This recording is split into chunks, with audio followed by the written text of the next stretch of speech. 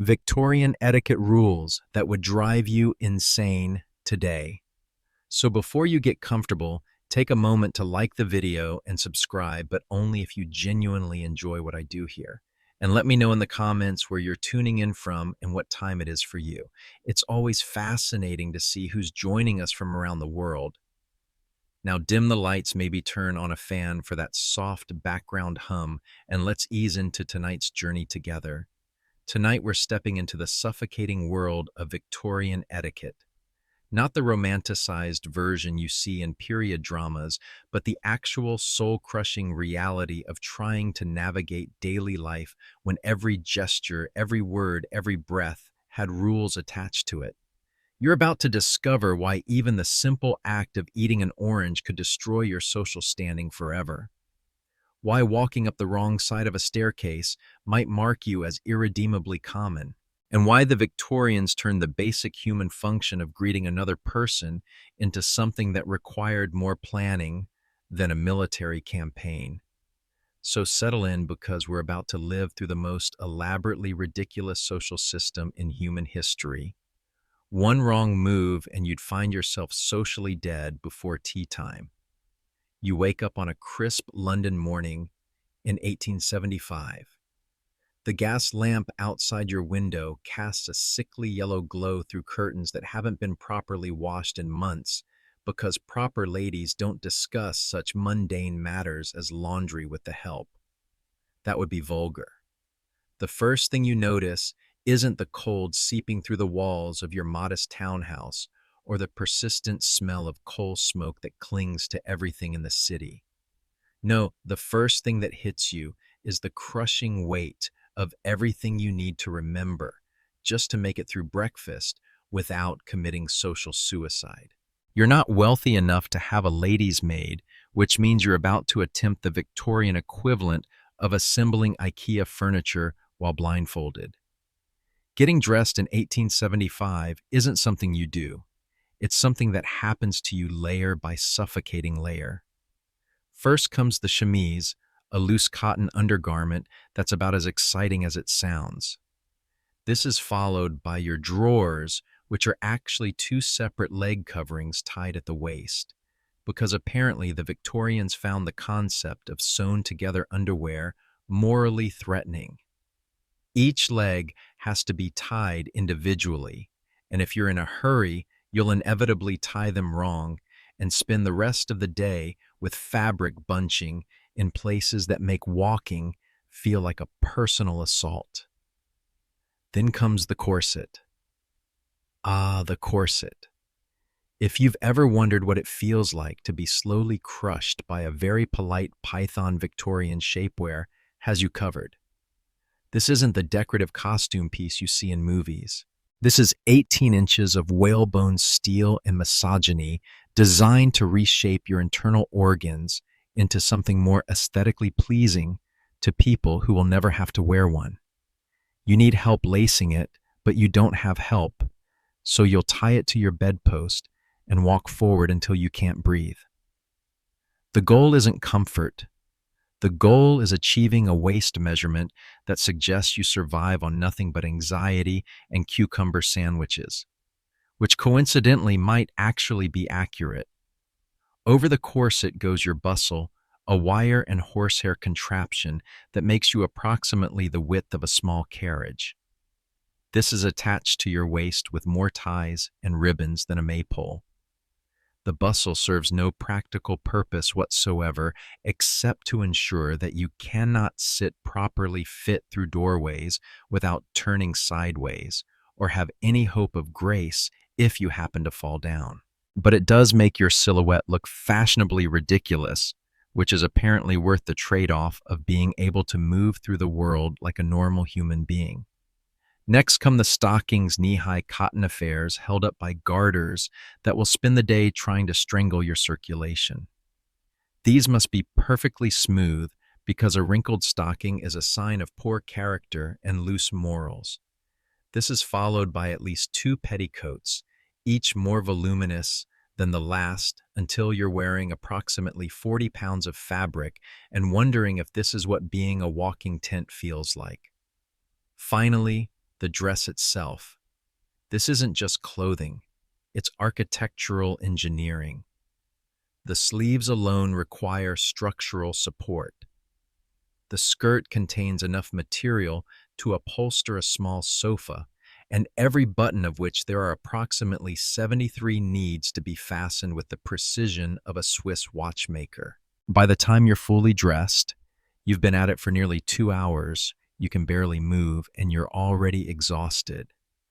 But congratulations, you're now appropriately prepared to go downstairs and eat breakfast without scandalizing the servants.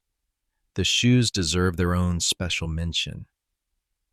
Victorian women's shoes were designed by people who apparently believed that feet were a design flaw that needed to be corrected. They're made of leather so stiff it could be used as armor, with heels high enough to require a spotter, but narrow enough to ensure that every step is an act of faith. The toes are pointed to a degree that suggests someone confused feet with medieval weapons.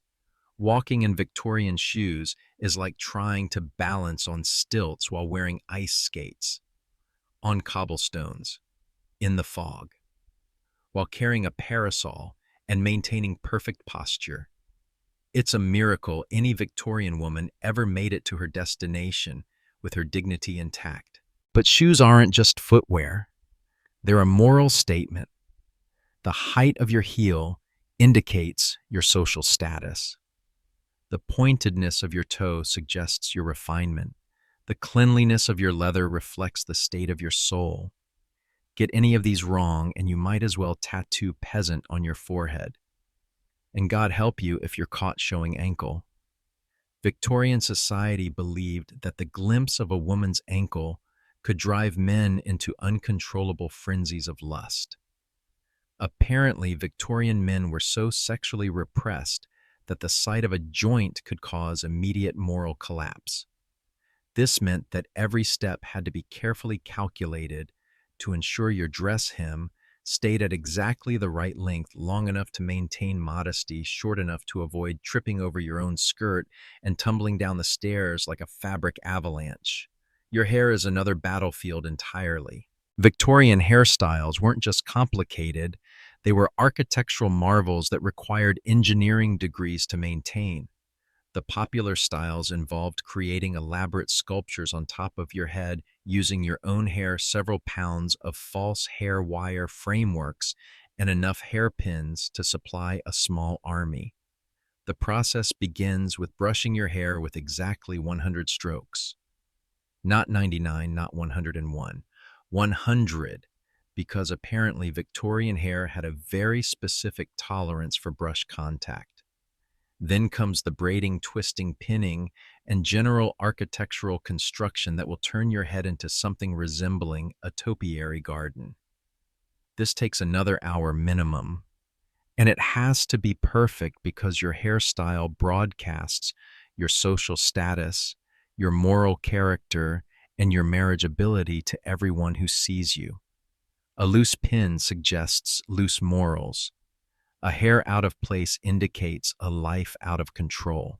And if you're so unlucky as to have naturally curly hair, you'll spend hours with hot irons trying to force it into submission because apparently God made a mistake with your follicles. By now, you've been getting ready for 3 hours. You look like you're prepared for either a fancy dress ball or a funeral, and you haven't even left your bedroom yet. But you're finally ready to face the day armed with enough fabric to shelter a small village and a hairstyle that could survive a hurricane. You stand in front of your mirror, taking one last look at the Victorian woman staring back at you. She looks uncomfortable, overdressed, and slightly ridiculous. But she also looks proper, which is apparently the only thing that matters. Time for breakfast, if you can fit through the door. You make your way downstairs, moving with the careful precision of someone wearing a structural engineering project disguised as clothing. Each step is calculated because the combination of your corset bustle and pointed shoes has turned walking into a complicated physics problem. You're essentially a human Jenga tower, and one wrong move could send the whole arrangement tumbling. The breakfast room is a minefield of social expectations disguised as a pleasant morning meal. Your family is already seated, your husband hidden behind his newspaper, your teenage daughter practicing her most bored expression, and your youngest son doing his best to look angelic while secretly planning chaos. They all look up as you enter, and you realize that even your family breakfast is a performance. But first, the seating. This isn't as simple as choosing an empty chair. Victorian society had rules about who sat where, when, and in what order. As the lady of the house, you have designated seating, but you can't just plop down like some sort of barbarian. You must wait for your husband to acknowledge your presence, then glide gracefully to your chair, where you will hover momentarily while someone, presumably your husband, but possibly your butler, if you're lucky enough to have one, pulls out your chair for you. This is harder than it sounds when you're wearing 40 pounds of fabric and a hairstyle that requires its own zip code. Sitting down is a choreographed event that would make a ballet dancer weep. You must gather your skirts, carefully arrange your bustle so it doesn't launch you forward into the marmalade, and lower yourself into the chair with the grace of a swan if swans wore corsets and had to worry about accidentally showing ankle. Once seated, you face the breakfast table, which looks like it was set by someone with a deep fear of empty space. There are more forks than any reasonable person could need, multiple plates arranged in a pattern that suggests sacred geometry, and enough glasses to supply a small restaurant. Each piece has its proper place and purpose, and using the wrong utensil for the wrong course would mark you as irredeemably common. The newspaper rustles as your husband turns the page, and you're reminded of one of the cardinal rules of Victorian breakfast etiquette: women do not discuss the news. Current events are considered too stimulating for the delicate female mind and might cause you to develop opinions which everyone knows are dangerous things for women to have.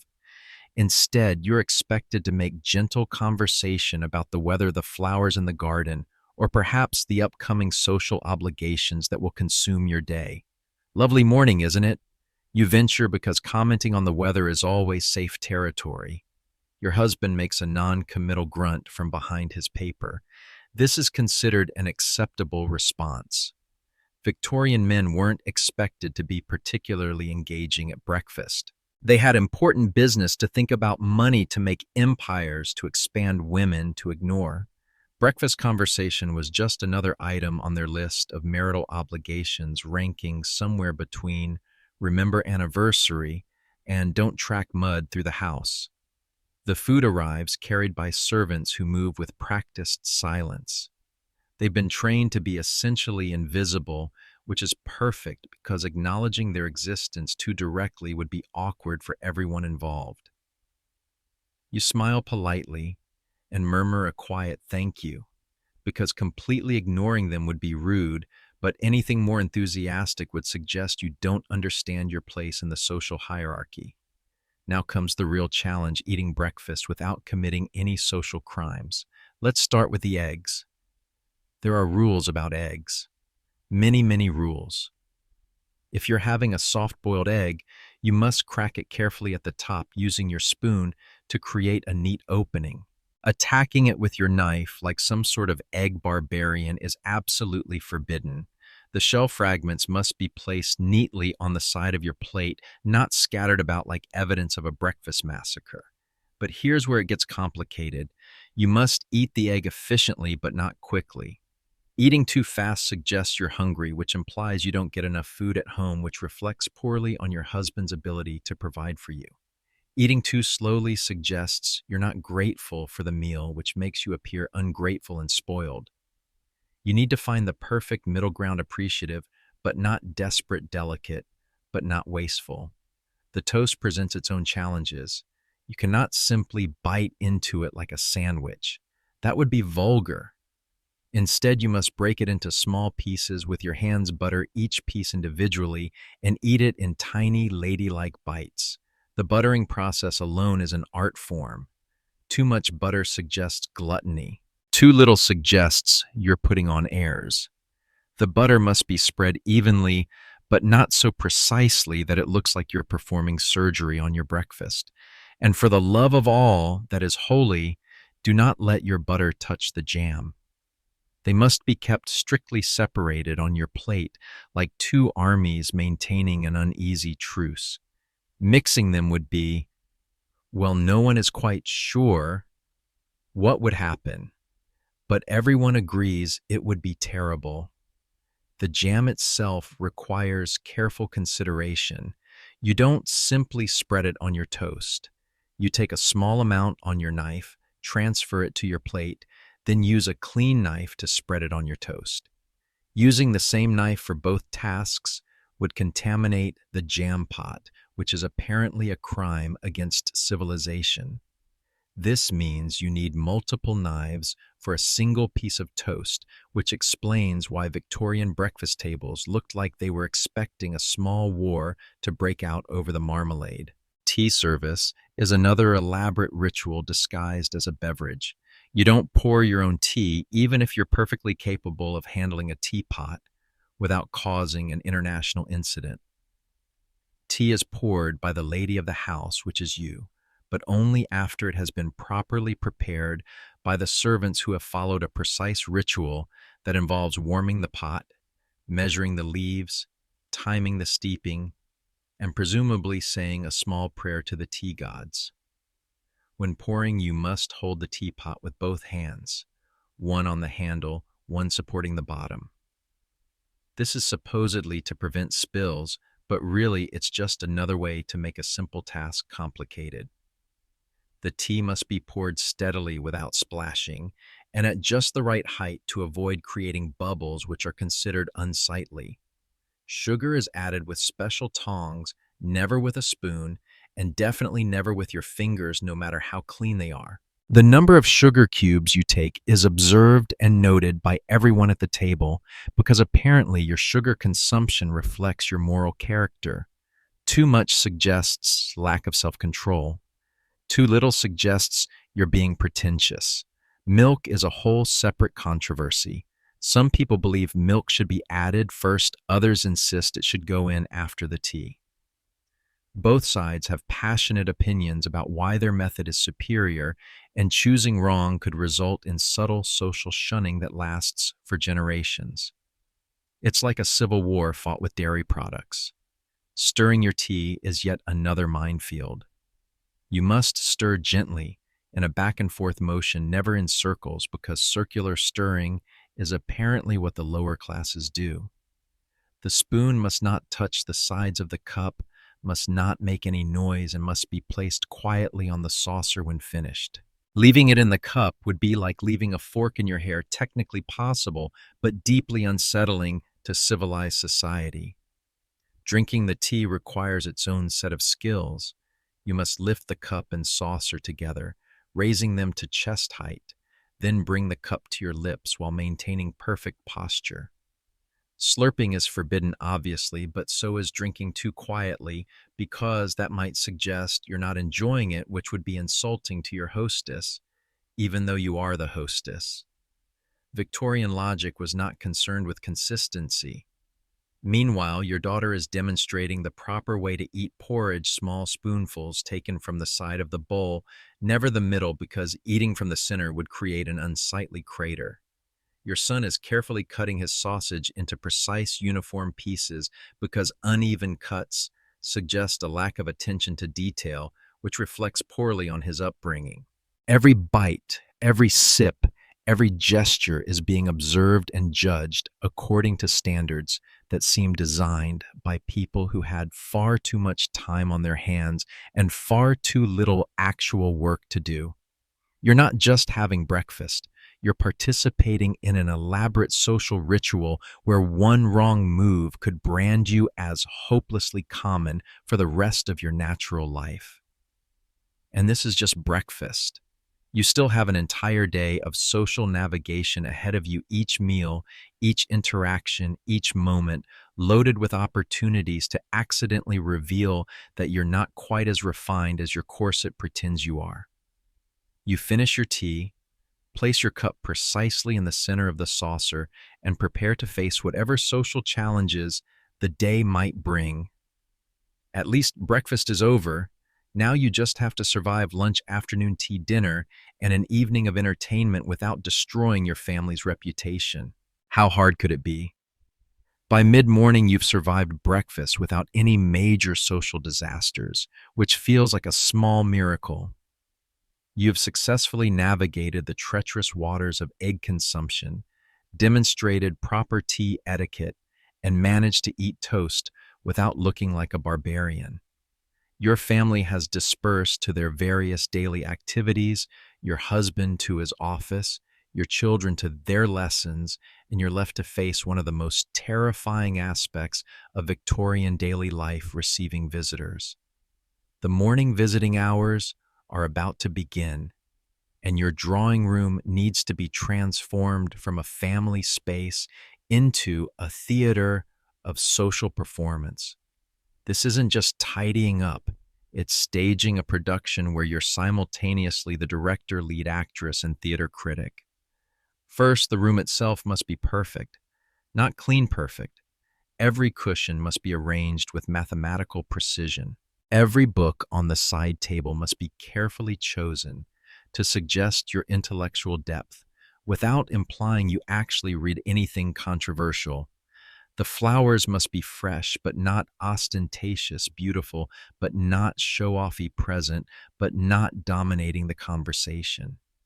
You spend 20 minutes arranging and rearranging a small vase of roses because the placement of flowers apparently broadcasts your taste, your economic status, and your moral character to anyone who enters the room. Too many flowers suggests you're frivolous with money. Too few suggests you're either poor or lacking in feminine sensibilities. The wrong type of flowers could imply all sorts of things about your character that you'd rather not have people thinking. The calling cards are laid out on a silver tray, your own cards for guests to take, and space for visitors to leave theirs.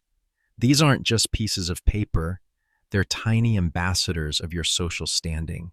The quality of the cardstock, the elegance of the font, the precise wording of your name and address, all of it will be scrutinized by your visitors and used to determine your exact position in the social hierarchy. Your personal calling card reads Mrs. Henry Whitmore because using your own first name would be inappropriately forward. You exist in relation to your husband, and your card makes this clear. The address is engraved, not printed, because printing suggests you couldn't afford proper engraving. The card is exactly the right size. Too large would be pretentious. Too small would suggest economy, and made from the finest cardstock your budget allows. You check your appearance in the mirror one more time. Your morning dress is appropriate for receiving visitors, formal enough to show respect, but not so fancy as to suggest you put on special clothes just for them, even though you absolutely did. Your hair is still perfectly arranged, though the morning's activities have required constant vigilance to keep it that way. One loose pin could suggest a loose character, and you cannot afford even the hint of impropriety. The first knock at the door sends a small thrill of panic through you. Receiving visitors isn't just social activity, it's a complex negotiation of status, gossip, alliance, and judgment that requires the diplomatic skills of an ambassador and the acting ability of a theater professional. Your maid announces the visitor, Mrs. Catherine Pemberton, to see you, ma'am. You recognize the name immediately. Mrs. Pemberton is the wife of a successful banker, which places her slightly above you in the social hierarchy, but not so far above that her visit is remarkable. This is good, neither an honor so great it suggests charity, nor so modest as to be insulting. Mrs. Pemberton sweeps into your drawing room like a ship under full sail, her bustle preceding her by several feet. She's dressed in the height of fashion, which you immediately catalog and file away for future reference. Her dress is clearly expensive, her jewelry tasteful but noticeable, her gloves spotless. She's dressed to impress, but not so obviously that it looks desperate. You mentally award her points for style while simultaneously noting that her hat is perhaps a touch too elaborate for a morning call. "Mrs. Whitmore," she says, extending her hand with just the right degree of warmth, friendly but not intimate, gracious but not subservient. You must respond with precisely the same energy. Too much enthusiasm would suggest you're desperate for her approval. Too little would imply you don't value her friendship. Victorian social interaction was like a very polite form of psychological warfare. "Mrs. Pemberton, how lovely to see you. Please do sit down." You gesture toward the chair you've strategically positioned to catch the best light while avoiding any unfortunate shadows that might make your guest look less than flattering. Even seating arrangements are part of the performance. She settles herself with practiced grace, arranging her skirts so they fall in perfect folds around the chair. This alone takes 30 seconds and requires the kind of spatial awareness usually associated with professional dancers. You sit across from her, mirroring her posture and matching her energy level. The conversation begins with the prescribed social ritual of polite inquiries. "I trust your family is well," she asks, though she doesn't actually want details, unless someone is dramatically ill or recently engaged. "Very well, thank you, and yours." You smile warmly, though not too warmly, because excessive smiling suggests either simple-mindedness or desperate people-pleasing. "Oh, quite well. Charles has been frightfully busy with the bank. You know how it is with men and their business." She laughs gently, and you laugh in response because agreeing that men are mysterious creatures consumed by incomprehensible business affairs is always safe conversational territory. You ring for tea, though it's barely 11 in the morning and you've just finished breakfast. But offering refreshment is mandatory, and refusing refreshment would be rude, so you'll both participate in the elaborate ritual of morning tea, even though neither of you particularly wants it. While waiting for the tea service, you navigate the treacherous waters of acceptable conversation topics. The weather is always safe. You can spend a good 10 minutes discussing the morning's frost, the likelihood of rain, and the effect of the changing seasons on your respective gardens. Gardens are another safe topic, allowing you to demonstrate your domestic skills and aesthetic sensibility without venturing into anything controversial.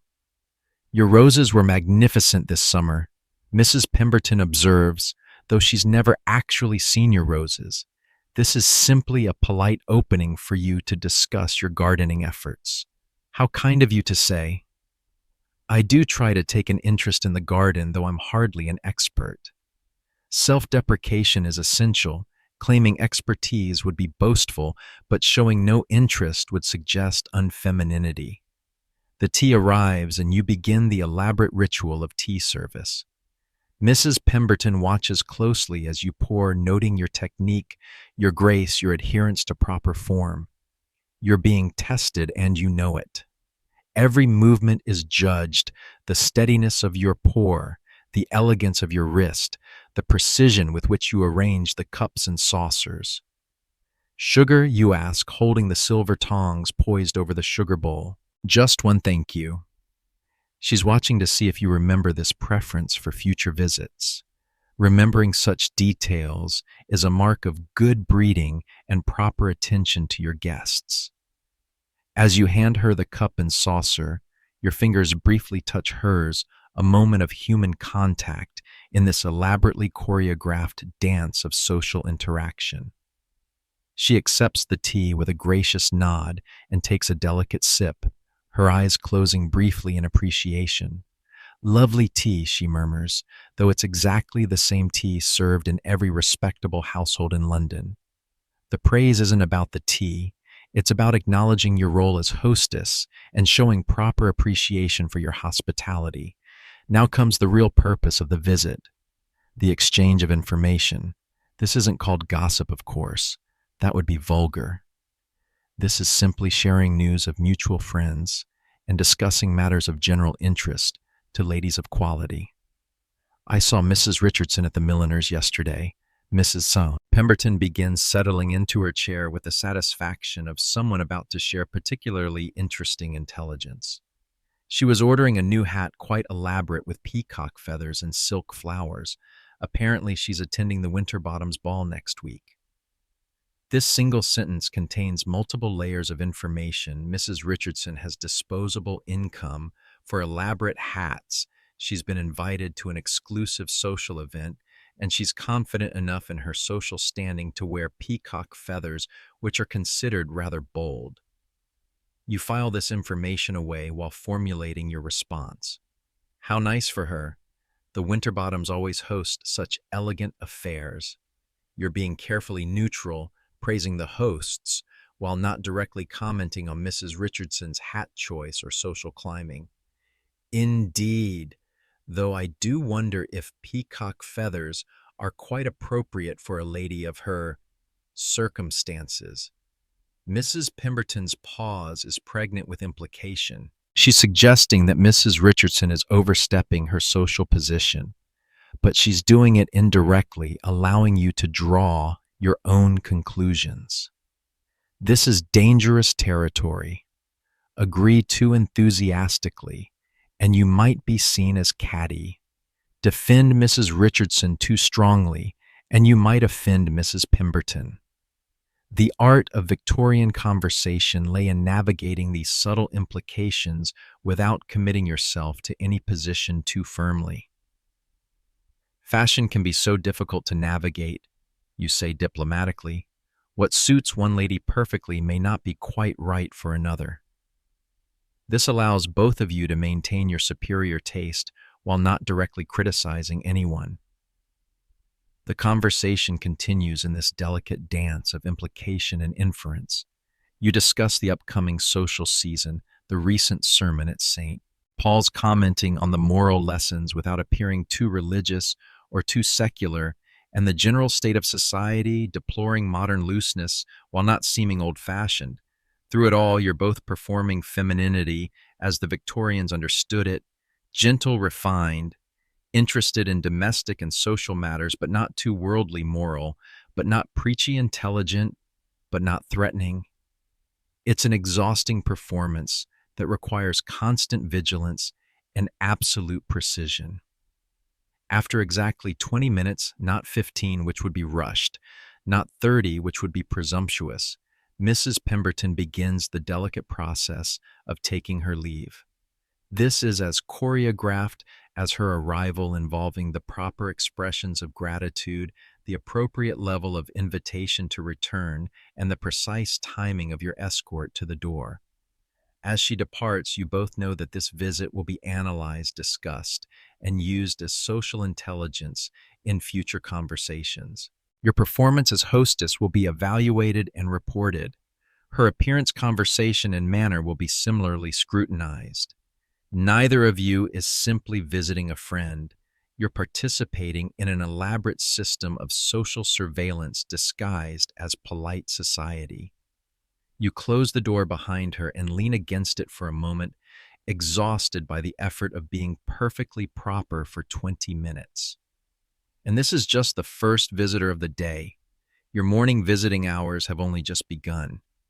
The next knock at the door arrives before you've had time to fully recover from the first performance. The Victorian social machine waits for no one, and you have a reputation to maintain. By afternoon, you've survived the morning's social challenges with your reputation relatively intact. You've received 3 more visitors, each requiring their own carefully calibrated performance of hospitality. And you've managed to gather enough social intelligence to last you through several future conversations. But now comes one of the most dangerous activities in Victorian social life, leaving your house. You need to venture out into the world for some shopping, or rather what Victorians called shopping, which was really more like a public display of social status disguised as commerce.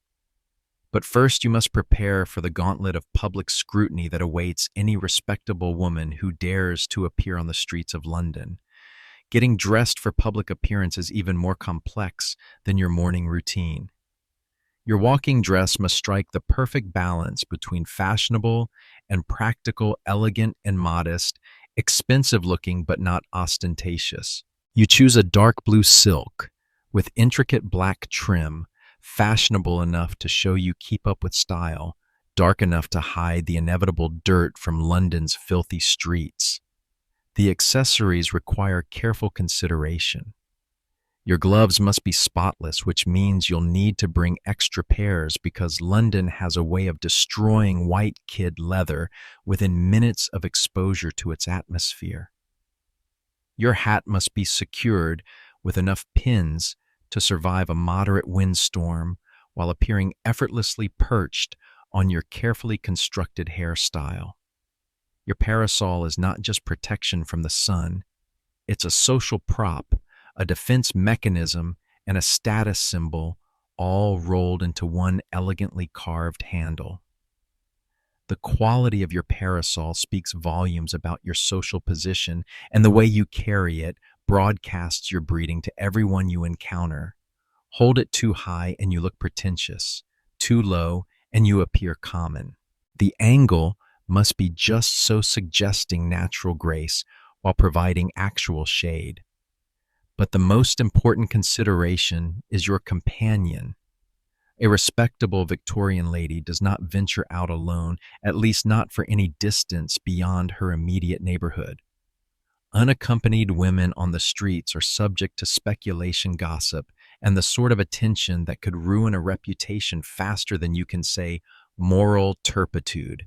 Fortunately, your daughter is available to accompany you.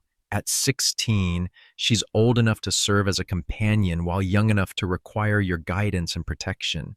She's also at the perfect age to benefit from observing proper public behavior, though judging by her expression, she'd rather be reading novels or practicing piano than parading through London in uncomfortable shoes.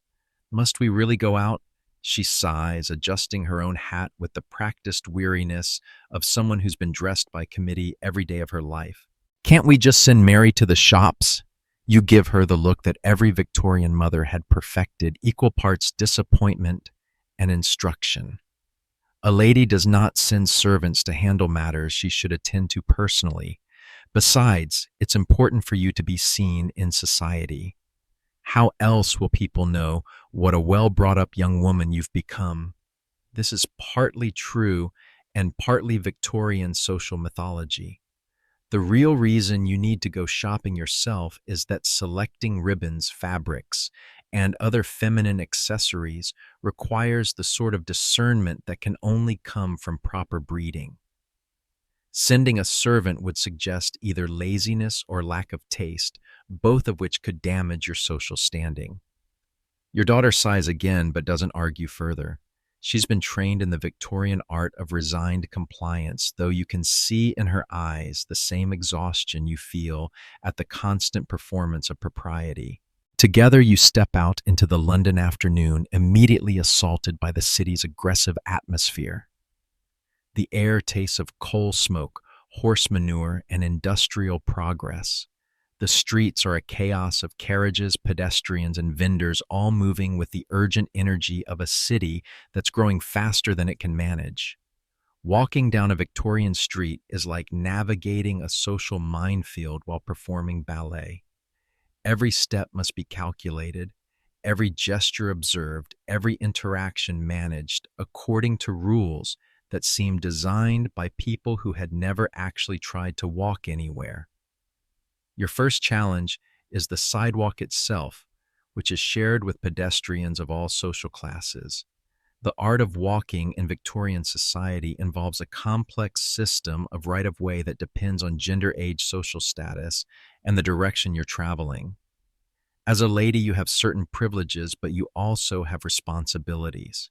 When approaching another lady of similar social standing, you must both acknowledge each other with subtle nods, while evaluating each other's dress, demeanor, and companion. Too much scrutiny would be rude, but too little would suggest inattention or worse, indifference to proper society. When encountering a gentleman of your acquaintance, the rules become even more complex.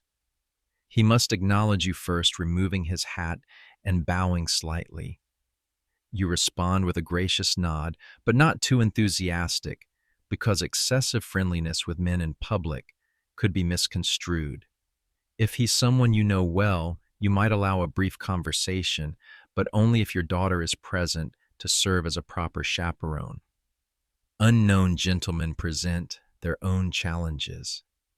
They should step aside to allow you to pass, which most do with varying degrees of grace. But occasionally you encounter someone who either doesn't understand proper etiquette or doesn't care about it, forcing you to navigate around them while maintaining your dignity and not appearing to notice their rudeness. The most dangerous encounters are with gentlemen who are overly attentive. A lingering look and unnecessary comment about the weather, an offer of assistance when none is needed. All of these could be innocent, or they could be the sort of attention that could ruin your reputation if noticed by the wrong people. The art lies in being gracious enough to avoid rudeness while cool enough to discourage any familiarity. Your parasol becomes a crucial tool in these interactions. A slight adjustment of angle can signal availability for conversation or desire to be left alone. A gentle tap against your skirt can indicate nervousness or irritation.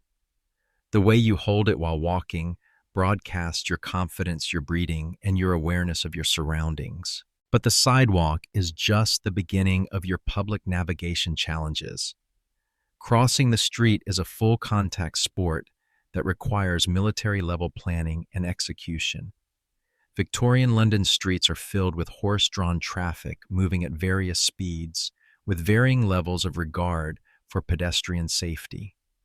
You must wait for an appropriate gap in the traffic, gather your skirts to avoid trailing them in whatever substances cover the street, and you really don't want to know what all of those substances are, and make your way across with the speed of someone wearing 40 pounds of fabric and shoes designed by people who apparently hated feet. Your daughter follows slightly behind you, mimicking your movements and trying not to trip over her own elaborate dress. She's still learning the complicated choreography of public femininity, and you can see her concentrating on every step, every gesture, every expression. The crossing accomplished without incident, you arrive at your destination, the haberdashery shop of Mrs. Thornfield, a respectable establishment that caters to ladies of quality. But even entering a shop requires its own set of social calculations. First, you must pause outside the window to examine the displays, not because you need to see what's available, but because rushing directly into a shop suggests either desperation or lack of proper consideration. A lady does not appear eager for commerce. She graciously allows herself to be persuaded by the quality of the merchandise. The shop window is a carefully arranged tableau of ribbons, laces, buttons, and other feminine accessories, each item placed to catch the light and suggest the refinement of the establishment.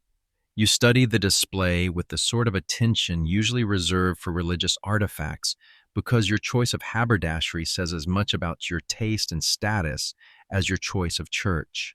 The blue ribbon is lovely, your daughter observes, pointing to a silk ribbon the color of summer sky. Indeed, you agree, though you're already calculating whether blue ribbon is appropriate for your current social situation. Blue is fashionable, but not too fashionable, safe, but not boring, the sort of choice that suggests good taste without making any bold statements that could be criticized later. You enter the shop with the measured pace of royalty inspecting troops. The shop bell announces your arrival with a gentle chime, and Mrs. Thornfield emerges from behind the counter like a general preparing for battle. "Mrs. Whitmore, how delightful to see you, and Miss Emily, how you've grown." Mrs. Thornfield's greeting is perfectly calibrated, warm enough to suggest she values your patronage, formal enough to maintain proper distance, enthusiastic enough to indicate that your presence elevates her establishment. You respond with equal precision. "Mrs. Thornfield, good afternoon. I hope you're well. I find myself in need of some ribbon for trimming a morning dress. This simple sentence contains layers of information. You're not buying ribbon for anything exciting like evening wear or ball gowns, just for trimming a morning dress, which suggests modest practical needs rather than frivolous fashion consumption. You're also making it clear that you're not browsing aimlessly, but have a specific, reasonable purpose for your visit. Of course, madam, I have some lovely selections that I believe would suit you perfectly. Mrs. Thornfield begins her performance as merchant displaying ribbons with the reverence of someone presenting crown jewels. The ribbon selection process is a negotiation that requires diplomatic skills. Mrs. Thornfield will show you options in ascending order of quality and price, allowing you to demonstrate your taste and financial capacity through your choices. Choose too cheaply, and you risk appearing economical. Choose too expensively, and you might seem extravagant, or worse, like you're trying to appear wealthier than you actually are. You examine each ribbon with careful attention, running it between your gloved fingers, holding it up to the light, considering how it will complement your existing wardrobe. This isn't just shopping, it's a public demonstration of your refined sensibilities. This blue silk is particularly fine, Mrs. Thornfield suggests, displaying a ribbon that costs exactly twice what you plan to spend, but is undeniably beautiful. You consider it with the sort of serious attention usually reserved for peace treaties. The ribbon is lovely, well made, and would certainly enhance your morning dress, but purchasing it sends a message about your household's financial situation, your personal priorities, and your understanding of appropriate expenditure. It's very beautiful, you acknowledge, which is not the same as agreeing to purchase it. You're buying time to make calculations, not just financial, but social. Your daughter watches this negotiation with fascination. She's learning that every transaction is also a social interaction. Every purchase a statement about who you are and where you belong in society. Even buying ribbon requires strategy. After appropriate consideration, you select a ribbon that represents the perfect balance of quality and restraint, good enough to reflect your taste, modest enough to suggest you're not frivolous with money. Mrs. Thornfield wraps it with the sort of care usually reserved for archaeological artifacts, and you pay with the exact change because counting coins in public would be unseemly for a lady of quality. As you leave the shop, ribbon safely tucked in your reticule, you realize that what should have been a simple 5-minute transaction has taken nearly half an hour and required the diplomatic skills of an ambassador. But this is the Victorian way, every aspect of life transformed into an elaborate social performance where one wrong move could have consequences that last for generations. The walk home presents its own challenges. You must navigate the same social minefield in reverse while carrying packages in a way that suggests you're a lady who shops at quality establishments, but doesn't shop so much as to appear frivolous. Your daughter has begun to wilt slightly under the weight of constant propriety, and you can see her longing for the privacy of home where she can relax her posture and breathe normally. But you're not home yet, and the afternoon is far from over. You still have calling cards to deliver, a dinner party to prepare for, and an evening of entertainment that will require yet another complete change of clothes and another performance of perfect Victorian femininity. You begin to understand why so many Victorian women suffered from mysterious ailments that required frequent rest. It wasn't that they were particularly fragile. It was that the constant performance of propriety was physically and emotionally exhausting. As you turn the corner onto your street, you allow yourself a small sigh of relief. You've successfully navigated the public sphere without any major social disasters, purchased ribbon without bankrupting your household or appearing cheap, and provided your daughter with a valuable lesson in the art of being a Victorian lady. But tomorrow you'll have to do it all again. Evening approaches, and with it comes one of the most terrifying events in Victorian social life, the dinner party you're hosting tonight. This isn't just a meal shared with friends. It's a complex theatrical production where every detail will be scrutinized, discussed, and used as evidence of your social competence for months to come. The guest list alone required weeks of careful consideration. Too many guests of the same social level would be boring. Too much variety would suggest you don't understand proper society. You need the right mix of people who will enhance each other's conversation without creating awkward social tensions. Mrs. Pemberton will attend, of course, along with the Richardsons, the Ashfords, and Dr. and Mrs. Harrington, who add intellectual respectability to the gathering. But first, the house must be transformed from a family residence into a stage set worthy of public performance. Every surface must be spotless, every ornament perfectly positioned, every detail calculated to suggest effortless elegance achieved through superior breeding rather than desperate preparation. You begin in the dining room, which will serve as the primary theater for tonight's performance. The table must be set with mathematical precision, each piece of china crystal and silver placed according to rules that seem designed by people with severe cases of obsessive-compulsive disorder. The tablecloth is your foundation, finest white linen, starched to architectural stiffness, falling in precise folds that suggest both luxury and restraint. Over this goes your second best, china. The very best is too precious for anything short of visiting royalty, arranged in patterns that would make a geometry teacher weep with joy.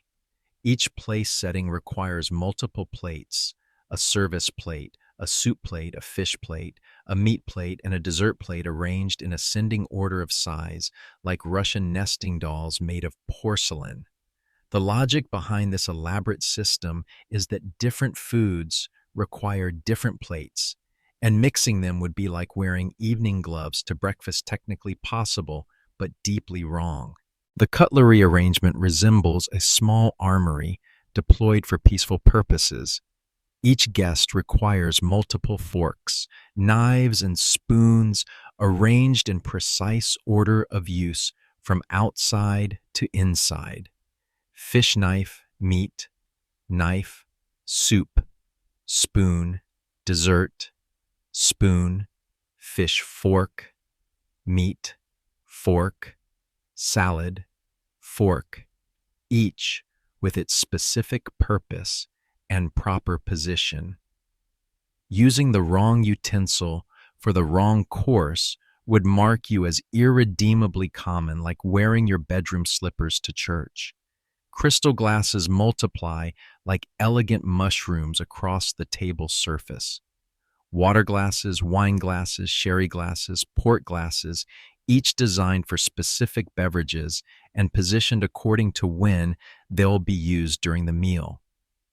The arrangement looks like you're either hosting a dinner party or preparing for a very sophisticated chemistry experiment. The centerpiece requires its own engineering degree to assemble properly. Fresh flowers are arranged in a low bowl to avoid blocking conversation across the table, but they must be expensive enough to suggest prosperity, beautiful enough to demonstrate taste, and seasonal enough to show you understand natural propriety. You've chosen white roses and ivy, which says elegant restraint rather than desperate showiness. Candles provide the primary lighting because gas lamps are too harsh for intimate dining, but the candles must be new. Used candles suggest economy and the proper height to cast flattering light without creating fire hazards. You've calculated the burn time to ensure they'll last through the entire meal without leaving your guests dining in darkness during dessert. Your daughter assists with the final preparations, learning through observation the elaborate art of Victorian hospitality. She follows you around the dining room like an apprentice watching a master craftsman, absorbing the countless small details that separate successful entertaining from social disaster. "Why do we need so many glasses?" she asks, counting the crystal collection at each place setting. "Because different beverages require different glasses, dear. Wine would taste wrong in a water glass, and serving water in a wine glass would confuse the servants. This explanation makes sense only in the context of Victorian logic, where the appearance of things was often more important than their practical function. The kitchen presents its own battlefield of preparation. Your cook, Mrs. Davies, has been planning tonight's menu for days, calculating timing, ingredients, and presentation with the precision of a military campaign. The dinner must progress through multiple courses, each perfectly timed, elegantly presented, and sophisticated enough to demonstrate your household's refinement. The menu follows Victorian dinner party protocol: soup, fish, entree, roast game, sweets, and dessert. Each course requires different preparation techniques, serving styles, and accompanying wines. The progression is designed to showcase the kitchen's capabilities while following the elaborate rules that govern proper Victorian dining. But the food is almost secondary to the performance it enables. The real purpose of a Victorian dinner party is to create a social laboratory where guests can demonstrate their breeding, exchange information, form alliances, and engage in the subtle warfare of polite society. Your role as hostess is to orchestrate this complex social interaction while appearing effortlessly gracious. You must monitor every conversation, ensure every guest feels appropriately valued, mediate any potential conflicts, and maintain the perfect balance of formality and warmth that marks a successful evening. The servants must be briefed on their roles in tonight's performance. They're not just serving food, they're supporting actors in an elaborate production. They must move silently, anticipate needs, and remain essentially invisible while ensuring that everything flows smoothly. A dropped plate, a spilled glass, or a poorly timed service could ruin the entire evening's carefully constructed atmosphere. Your own appearance requires yet another complete transformation. The dress you wore for shopping this afternoon is entirely inappropriate for evening entertainment. You need something that suggests elegance without ostentation, fashion consciousness without frivolity, prosperity without vulgar display. You select a deep green silk with black lace trim, sophisticated enough for evening, modest enough to avoid criticism, expensive enough to suggest your husband's success without appearing extravagant. The jewelry requires similar calculation enough to show respect for your guests, not so much as to suggest you're showing off your wealth. Your hair must be rearranged for evening style, which involves taking down your morning construction and rebuilding it into something more elaborate. This process takes 45 minutes and requires the architectural skills of a master builder. The result looks effortless, but requires enough pins to supply a small army. As the appointed hour approaches, you stand in your transformed dining room, surveying the stage you've created for tonight's social performance. Everything is perfect. The table gleams with crystal and silver. The flowers provide elegant contrast. The lighting casts a warm glow over the entire scene. But perfection in Victorian terms means that one tiny mistake could destroy everything. A fork out of place, a guest seated in the wrong position, a conversation topic that strays into inappropriate territory. Any of these could turn your elegant dinner party into a social disaster that would be discussed and analyzed for months. The first guest arrives precisely on time because arriving early would suggest you have nothing better to do, while arriving late would be disrespectful. Dr. Harrington hands his hat and coat to your maid while his wife adjusts her gloves and surveys your entrance hall with the practiced eye of someone evaluating the competition. "Mrs. Whitmore, how lovely to see you. What a charming home you have." Mrs. Harrington's compliment is perfectly calculated, warm enough to suggest sincerity, general enough to avoid committing to specific praise, gracious enough to establish her own good breeding. You respond with equal precision. "Mrs. Harrington, Dr. Harrington, welcome. I'm so pleased you could join us this evening. Your smile suggests genuine pleasure, while your posture maintains appropriate formality. As the other guests arrive, you orchestrate the complex choreography of Victorian social introduction. Who should meet whom, in what order, with what level of formality. All of it follows elaborate rules that seem designed to make simple human interaction as complicated as possible. The drawing room fills with the gentle murmur of polite conversation, the rustle of silk dresses, and the careful clink of crystal as your maid serves sherry. Everyone is performing their role in tonight's social theater, and you're simultaneously director, stage manager, and lead actress. But the real performance hasn't even begun yet. Dinner hasn't been announced, the guests haven't been seated, and the elaborate ritual of Victorian dining hasn't started. You're still in the preparatory phase of an evening that will test every social skill you've spent years developing. The success or failure of tonight's dinner party will reflect not just on you, but on your family's reputation, your husband's standing in the community, and your daughter's future social prospects. No pressure at all. You take a deep breath, check your appearance one final time in the mirror, and prepare to announce that dinner is served. The real performance is about to begin. The dinner gong sounds with the solemnity of a church bell, signaling the beginning of the evening's main performance. Your guests arrange themselves with practiced precision as you announce that dinner is served, and the elaborate procession to the dining room begins. The order of this procession is not random. It follows strict Victorian protocol that takes into account age, social rank, marital status, and guest-host relationships. Dr. Harrington, as the most distinguished gentleman present, escorts you to the dining room. Your husband escorts Mrs. Harrington, the highest-ranking lady after yourself. The other couples follow in carefully calculated order, with your daughter bringing up the rear under the watchful eye of Mrs. Richardson.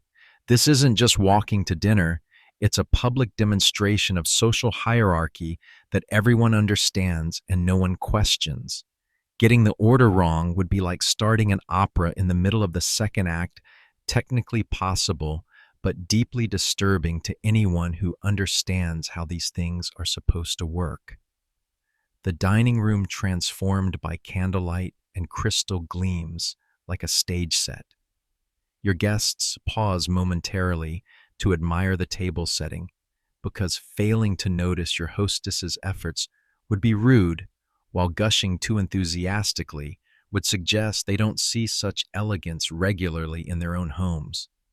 "How beautifully appointed," murmurs Mrs. Pemberton, her eyes cataloging every detail for future analysis and discussion. The roses, the crystal arrangement, the precise placement of cutlery, all of it will be examined, evaluated, and compared to other dinner parties she's attended. Seating requires its own complex choreography. You cannot simply tell people where to sit like some sort of barbarian camp cook. Instead, there's an elaborate dance of suggestion precedence and mutual consideration that allows everyone to find their proper place while maintaining the fiction that it's all happening naturally. Dr. Harrington sits to your right, the position of honor. Mrs. Harrington sits to your husband's right. The other guests are distributed according to social rank, compatibility of conversation, and the mysterious Victorian calculations that determine who should sit next to whom for optimal dinner party harmony. Your daughter sits between Mr. Ashford and young Mr. Richardson, a placement that provides her with appropriate conversation partners while keeping her safely surrounded by respectable married couples. At 16, she's old enough to participate in adult conversation, but young enough to require careful supervision. Once everyone is seated, the real performance begins. Victorian dinner party conversation is not the casual exchange of ideas you might find at a modern gathering. It's a complex social ritual governed by elaborate rules about appropriate topics, proper timing, and acceptable levels of engagement. The first course arrives, a delicate consommé that sets the tone for the entire meal. But before anyone can touch their soup, there's the matter of grace. Dr. Harrington, as the most senior gentleman, is invited to say the blessing, which he does with the practiced efficiency of someone who's given thanks over countless dinner party soups. Now comes the art of eating soup without destroying your social standing. This involves more skill than you might imagine. The spoon must move away from you, not toward you, because pulling soup toward yourself suggests the sort of eagerness associated with people who don't get enough to eat. The bowl must never be tilted, even if you want to capture every last drop, because tilting suggests either poor breeding or desperate hunger. Conversation during the soup course focuses on safe topics: the weather, the health of mutual acquaintances, perhaps some gentle observation about the changing seasons. Nothing controversial, nothing too intellectual, nothing that might cause anyone to become excited enough to slurp their soup. The weather has been particularly fine this week, observes Mr. Ashford, launching a discussion that will carry the table safely through the fish course. Indeed, agrees Dr. Harrington. Most refreshing after the dampness we experienced last month. I find the clarity of the air quite invigorating. This might seem like meaningless chatter, but it serves crucial social functions. It establishes that everyone present is capable of polite conversation, demonstrates shared cultural values, and provides a safe foundation for the more complex interactions that will develop as the evening progresses. The fish course arrives with fanfare appropriate to its status as the second movement in tonight's culinary symphony. This is sole prepared with a delicate sauce that your cook has been perfecting for years.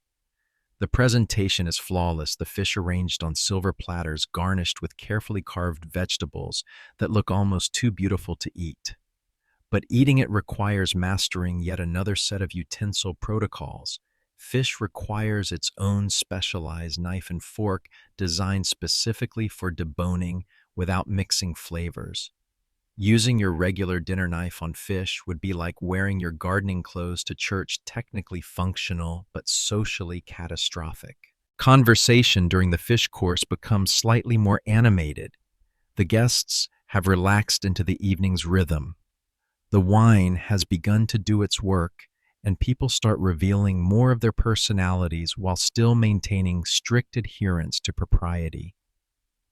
I attended the most interesting lecture on natural philosophy last week. Mentions Dr. Harrington testing whether intellectual topics might be acceptable for tonight's gathering. The speaker discussed Mr. Darwin's theories with remarkable clarity. This comment creates a moment of delicate tension. Darwin's theories are controversial, touching on religion, science, and the nature of humanity, exactly the sort of topics that could lead to heated debate and social awkwardness. As hostess, you must navigate this carefully. How fascinating. You respond neutrally, though I confess such scientific matters are quite beyond my understanding. This deflects potential controversy while maintaining your feminine propriety. Ladies aren't expected to have strong opinions about evolution. Mrs. Harrington, recognizing the potential danger, smoothly redirects the conversation. Speaking of lectures, I understand the Musical Society is planning a concert series for the spring season. The program promises to be quite exceptional. Music is safe territory, allowing everyone to express opinions without venturing into dangerous intellectual or political waters.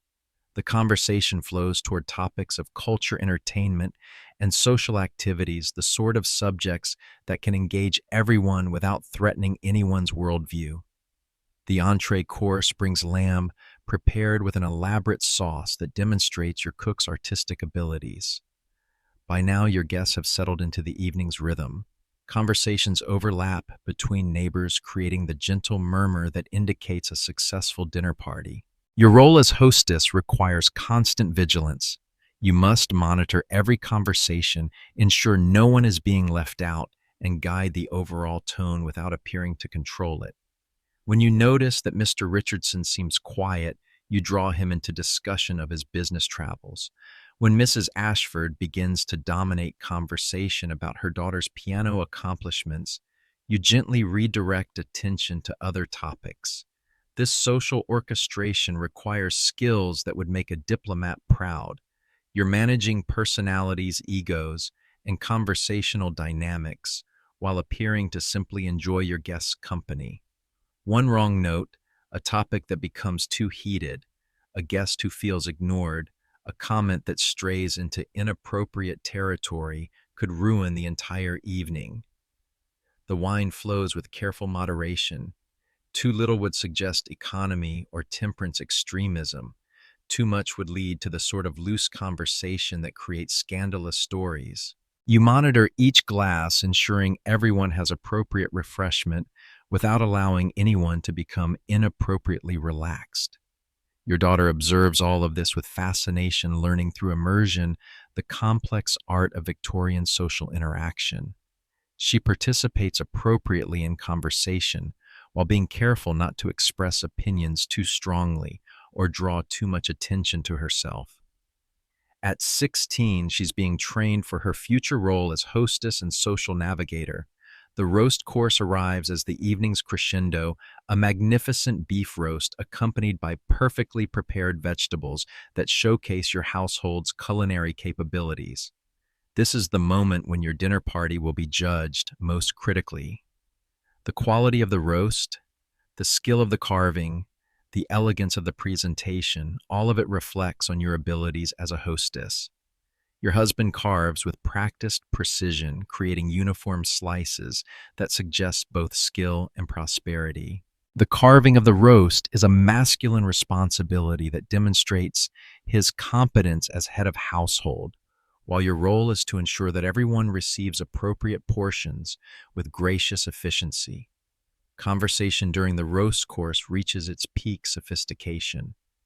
The guests are comfortable. The wine has encouraged wit without loosening tongues too much, and the setting encourages the sort of sparkling dialogue that makes dinner parties memorable.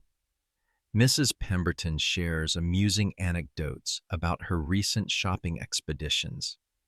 Dr. Harrington offers gentle observations about human nature that suggest wisdom without pretension.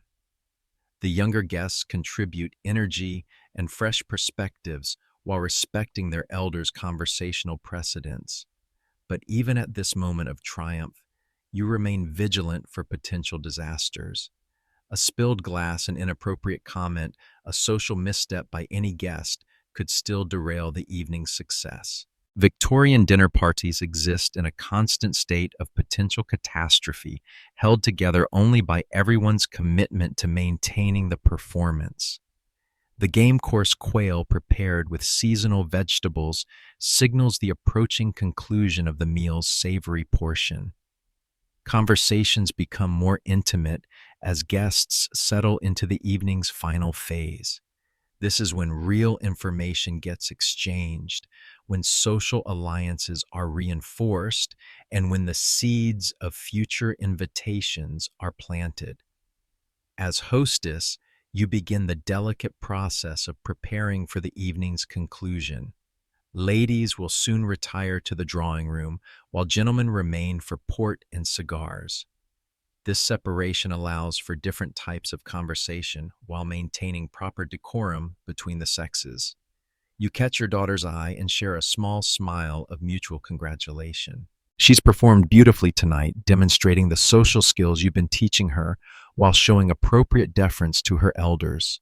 Her future social success seems assured, assuming she can maintain this level of performance through the complex negotiations of Victorian courtship and marriage. The sweet course arrives as a work of art, elaborate confections that demonstrate your cook's artistic abilities and your household's sophistication. But even dessert requires careful navigation of social protocols. Too much enthusiasm for sweets would suggest lack of self-control. Too little interest would appear ungrateful for your cook's efforts. As the final course concludes, you prepare for the most dangerous moment of the entire evening, the transition from dining room to drawing room. This seemingly simple movement involves complex calculations of timing precedence and social choreography that could still result in disaster if mishandled. But for now, you allow yourself a moment of quiet satisfaction. The dinner has progressed smoothly. Conversations have sparkled without straying into dangerous territory, and your guests appear genuinely pleased with the evening's entertainment. You've successfully navigated one of Victorian society's most challenging social rituals. The real test, however, will come tomorrow when tonight's performance is analyzed, discussed, and evaluated by everyone who attended. Your reputation as a hostess hangs in the balance, waiting to be determined by the social court of Victorian public opinion. The moment arrives for the most delicately orchestrated transition in Victorian social life, the withdrawal of the ladies from the dining room. This isn't simply moving from one room to another. It's a complex ritual that requires diplomatic timing, social awareness, and the ability to gracefully extract half your dinner party while leaving the other half feeling honored rather than abandoned. As hostess, you must judge the precise moment when the meal has reached its natural conclusion without appearing eager to end the evening or impatient with your guests' enjoyment. Too early suggests you're tired of their company. Too late risks the evening losing its energy. Or worse, the gentleman becoming too comfortable with their port to remember proper behavior. You catch Mrs. Harrington's eye across the table, a subtle signal between experienced hostesses that initiates the withdrawal process. She responds with an almost imperceptible nod, confirming her readiness to support your transition. This silent communication has been perfected through years of dinner party navigation, where the wrong timing could create awkward social moments that would be discussed for weeks. Ladies, you say with gentle authority, shall we retire to the drawing room and leave the gentlemen to their port? Your tone suggests this is a delightful opportunity rather than a social obligation, though everyone understands the movement is inevitable and necessary. The ladies rise with practiced grace, gathering their evening gloves and reticules while the gentlemen perform their own choreographed response, standing respectfully, bowing slightly, and expressing appropriate appreciation for the lovely meal and charming company. Dr. Harrington speaks for the group. Thank you for a magnificent dinner, Mrs. Whitmore. We shall rejoin you presently. Your husband catches your eye with a look of quiet appreciation. The evening has progressed smoothly, reflecting well on both your hostessing abilities and his position in society. A successful dinner party enhances his business reputation as much as your social standing in Victorian society. Domestic harmony and social competence were considered essential business qualifications. You lead the female procession from the dining room with the measured pace of a general leading troops across difficult terrain.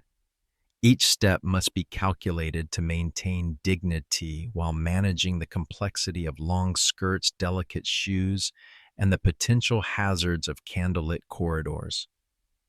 Your daughter follows immediately behind you, then the other ladies in order of precedence. The drawing room has been prepared for this moment.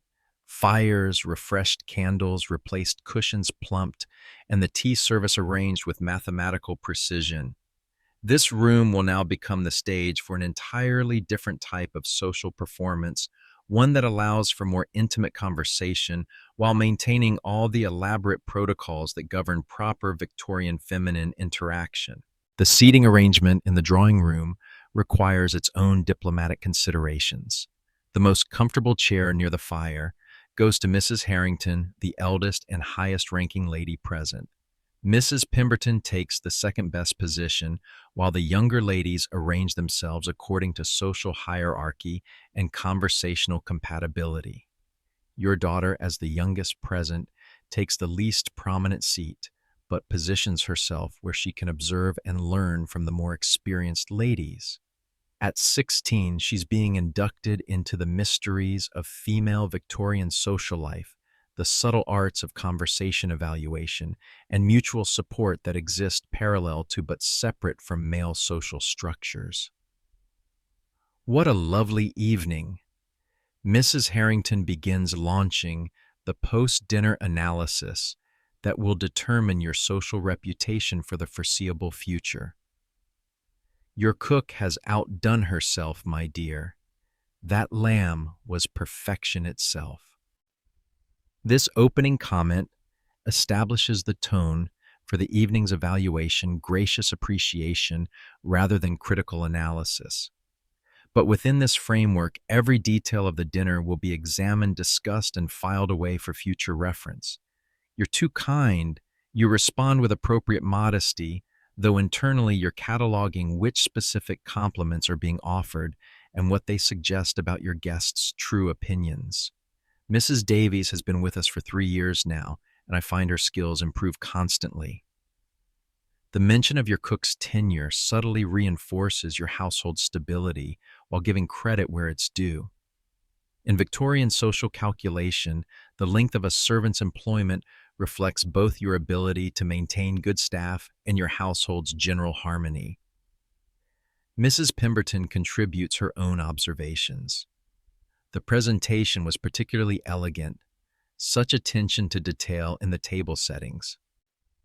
She's noting not just the beauty of your arrangements, but the effort and expense they represented filing this information away for future social calculations. The tea service provides structure for the evening's remaining social activities. Unlike the elaborate ritual of afternoon tea, evening tea in the drawing room is more relaxed, allowing for intimate conversation while maintaining proper decorum. You pour with practiced grace, offering sugar and cream according to each guest's remembered preferences. This is when the real business of Victorian female social life begins. With the men safely occupied in the dining room with their port and cigars, the ladies can engage in the more serious work of information exchange, social analysis, and mutual evaluation that forms the backbone of proper society. I had the most interesting conversation with Mrs. Weatherby yesterday. Mrs. Pemberton begins settling into her cup of tea with the satisfaction of someone about to share particularly valuable intelligence. It seems the Ashwood family may be experiencing some financial difficulties. This single sentence transforms the drawing room into a center of social intelligence gathering. The phrase financial difficulties could mean anything from temporary cash flow problems to complete social ruin, and determining the exact nature and extent of the Ashwood situation requires careful analysis. How unfortunate you respond with appropriate concern while avoiding any appearance of gossip mongering or unseemly curiosity. I do hope it's nothing serious. One can never be certain, Mrs. Harrington adds diplomatically. These things are often exaggerated in the telling. Still, Mrs. Ashwood did seem rather subdued at the Hartwell garden party last week. Your daughter listens to this exchange with fascination, learning how information flows through Victorian female social networks. She's discovering that beneath the surface of polite conversation lies a complex system of intelligence gathering, status monitoring, and mutual surveillance disguised as concern for friends and neighbors. The conversation moves smoothly between topics: upcoming social events, changes in fashion news of engagements and marriages, health concerns of mutual acquaintances. Each subject allows for different types of information exchange while maintaining the veneer of polite social discourse. Speaking of fashion, Mrs. Pemberton continues, I saw the most remarkable hat at Madame Laurent's yesterday. Peacock feathers and silk roses, quite dramatic, though perhaps a bit bold for everyday wear. This comment opens a discussion of appropriate fashion choices that allows each lady to demonstrate her taste while subtly establishing her position on the spectrum between conservative propriety and fashionable daring. Your daughter absorbs these subtle lessons in social positioning, learning how to express opinions without appearing judgmental. The conversation about hats leads naturally to discussion of the upcoming season's social calendar. Who's hosting what events, which invitations are most desirable, how the social hierarchy might shift based on new marriages, business successes, or social missteps. The Pemberton Ball promises to be quite the event, Mrs. Harrington observes. I understand they've engaged musicians from London for the dancing. How exciting! You respond, though you're simultaneously calculating whether your household budget can accommodate the dress expenses that attendance at such an event would require. Your balls are always so beautifully managed, Mrs. Pemberton.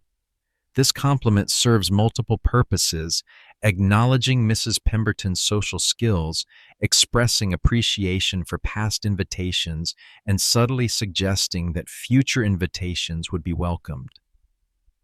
Victorian social interaction rarely involves direct requests. Everything is communicated through implication and suggestion. Your daughter contributes to the conversation with appropriate modesty. I do hope my dancing has improved sufficiently.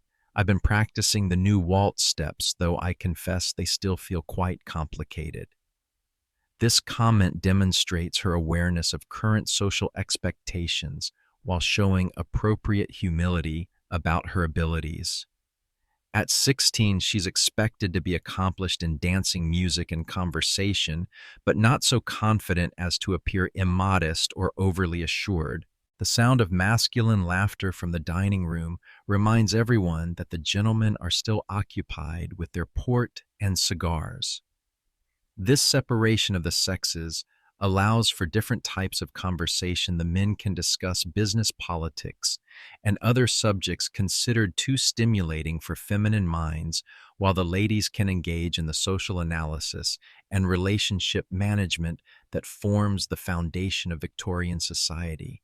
I do wonder what they find so amusing, Mrs. Harrington observes with gentle humor. Gentlemen always seem to become quite spirited when left to themselves.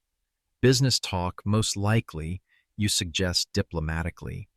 My husband says men find the most ordinary commercial matters endlessly fascinating. This exchange acknowledges the mysterious nature of masculine interests, while maintaining the fiction that ladies are not particularly curious about such worldly matters.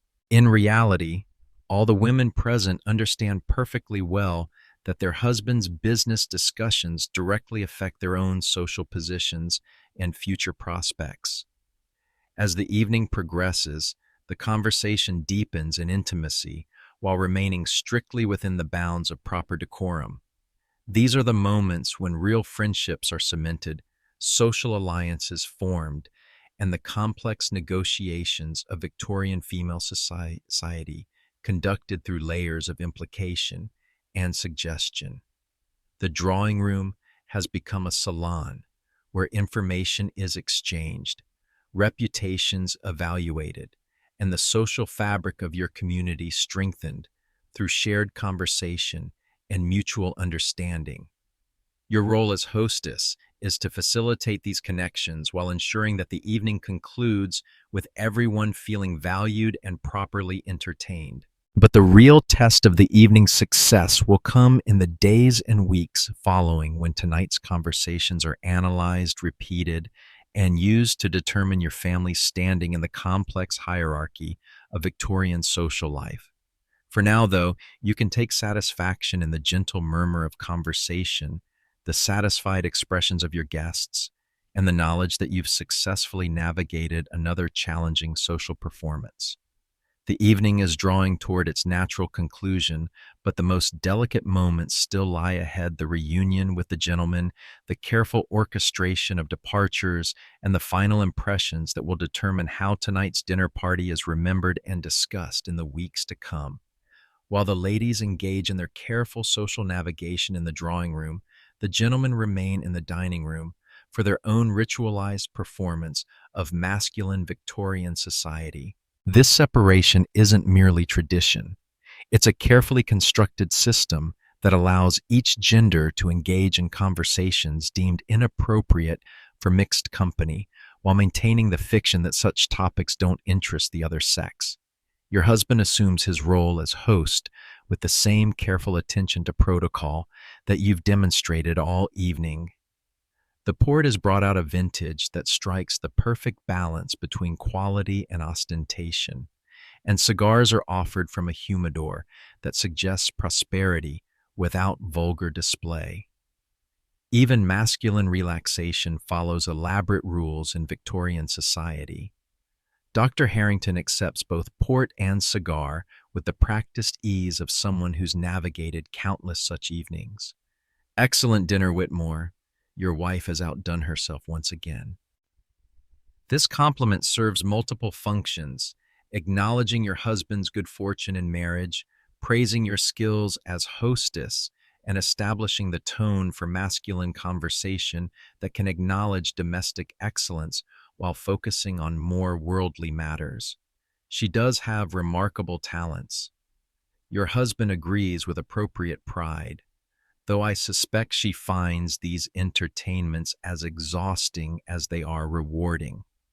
This comment demonstrates his consideration for your efforts while suggesting the complexity of managing Victorian social life. The conversation among the men can now venture into territory forbidden in mixed company business discussions, political opinions, and commentary on economic conditions that might be considered too stimulating for feminine minds.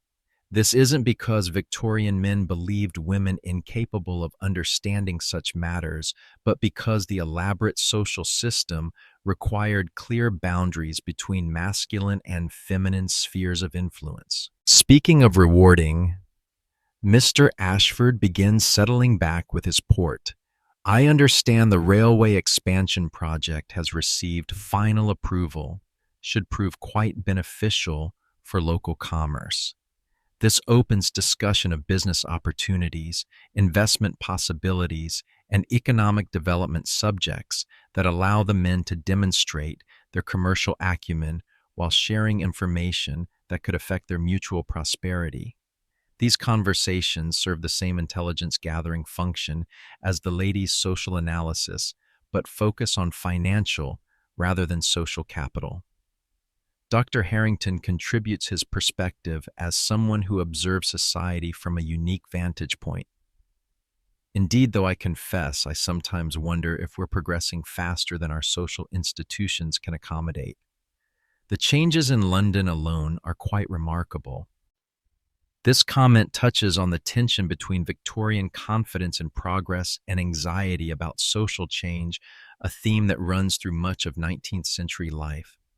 The men can explore these philosophical questions, while the ladies focus on the social implications of change within their own spheres. Meanwhile, back in the drawing room, you monitor the flow of conversation while keeping one ear tuned to the sounds from the dining room. The timing of the gentleman's return requires careful calculation.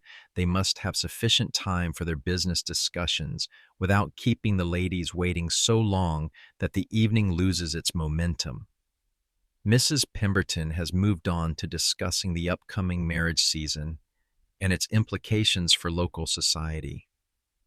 I understand the Thornton girl has received several serious offers, quite impressive for someone so young, though I suppose her dowry explains much of the interest. This observation opens discussion of the marriage market with its complex calculations of family connections, financial settlements, and social advancement. Your daughter listens with particular attention as these conversations provide crucial intelligence for her own future navigation of Victorian courtship. Marriage is such a delicate negotiation, Mrs. Harrington observes diplomatically. One hopes young people can find happiness within the bounds of practical consideration. This comment acknowledges both the romantic ideals and economic realities that shape Victorian marriage arrangements. You contribute your own perspective carefully. I do think affection grows naturally between people of compatible temperament and similar background. Shared values seem more important than dramatic passion. This positions you as someone who understands romance while maintaining proper emphasis on stability and social compatibility. The conversation about marriage naturally leads to discussion of child-rearing education and the preparation of young people for their roles in society. Your daughter participates appropriately, demonstrating her understanding of adult expectations while showing proper deference to more experienced women. The modern emphasis on education for young ladies seems quite beneficial. Mrs. Harrington suggests carefully testing whether progressive ideas about female education are acceptable in your drawing room. Within proper limits, of course. Certainly, you agree navigating between traditional views and more modern perspectives. A well-educated woman makes a better companion for her husband and a more effective manager of her household. Though one mustn't let learning interfere with feminine accomplishments. This diplomatic response acknowledges the value of female education while maintaining traditional priorities, a balance that allows your daughter to pursue intellectual development without threatening social conventions. The sound of chairs being moved in the dining room signals that the gentleman's portion of the evening is concluding. This creates a subtle tension in the drawing room as conversations must be brought to graceful pauses, appearances checked, and mental preparation made for the reunion of the sexes. I believe the gentleman may be preparing to rejoin us. You observe smoothing your skirts and checking that your hair remains properly arranged. The other ladies make similar small adjustments, ensuring they present appropriate images of refined femininity after their period of relaxed conversation. Your daughter straightens in her chair, remembering her lessons about proper posture and the importance of appearing alert and interested when in mixed company. The informal intimacy of the ladies' conversation must now be transformed back into the more formal interactions appropriate when both sexes are present. The drawing room door opens, and your husband enters with his guests, all looking properly satisfied with their masculine interlude. The port and cigars have done their work. Faces are slightly flushed. Conversation flows more easily, and the general atmosphere suggests successful masculine bonding.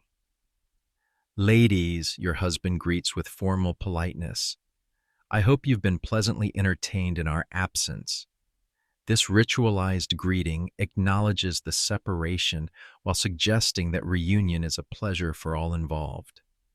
Indeed we have, you respond with equal formality. We've had such delightful conversation about the upcoming social season.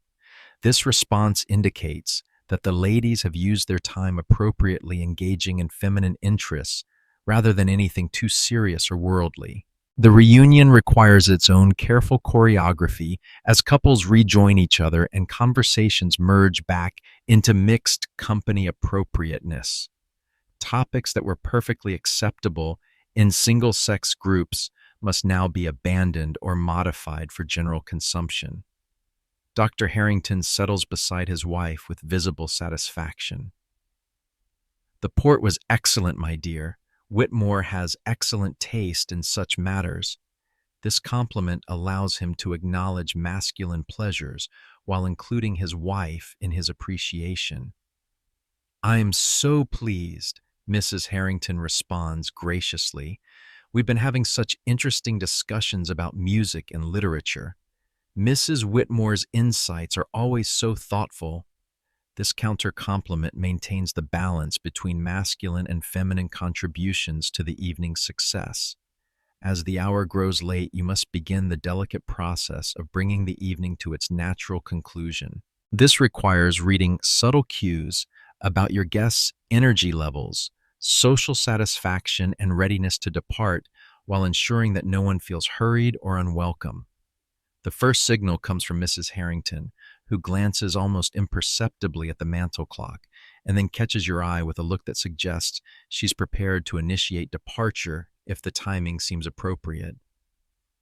This silent communication between experienced hostesses helps ensure that the evening concludes gracefully rather than dragging on past its natural endpoint. The time has passed so pleasantly. You observe providing an opening for those ready to leave while not pressuring anyone who might wish to linger. Though I suppose we mustn't keep you too late, especially with tomorrow's obligations. This comment acknowledges that everyone present has important responsibilities, while suggesting that the evening has been so enjoyable that time has flown unnoticed. It provides a graceful exit opportunity without appearing eager to end the entertainment. Dr. Harrington responds to the cue with practiced social skill. Indeed, we should perhaps begin to take our leave. Thank you both for such a magnificent evening. The dinner was superb and the company even more delightful. This expression of gratitude signals the beginning of the departure ritual, which requires its own complex choreography of thanks, compliments, future invitations, and gracious farewells. Each couple must express appropriate appreciation while maintaining the fiction that leaving is reluctant rather than necessary. The process of retrieving coats, hats, and gloves provides natural transition time as the evening winds down. Your maid appears with practiced efficiency, helping guests with their outer garments while remaining appropriately invisible to the social proceedings. Mrs. Pemberton offers her own thanks with characteristic precision. Such an elegant evening, my dear. You must give me the name of your florist. Those roses were perfection itself. This compliment serves multiple purposes, expressing appreciation, acknowledging specific details, and potentially gathering useful information for her own future entertaining.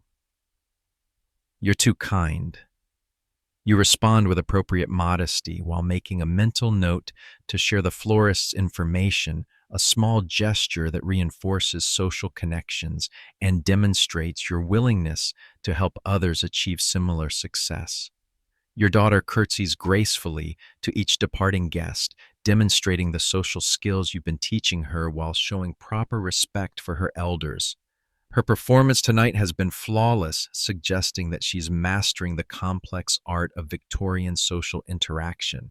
As the last guest departs into the London night, you and your husband stand in your entrance hall, surveying the aftermath of successful social theater.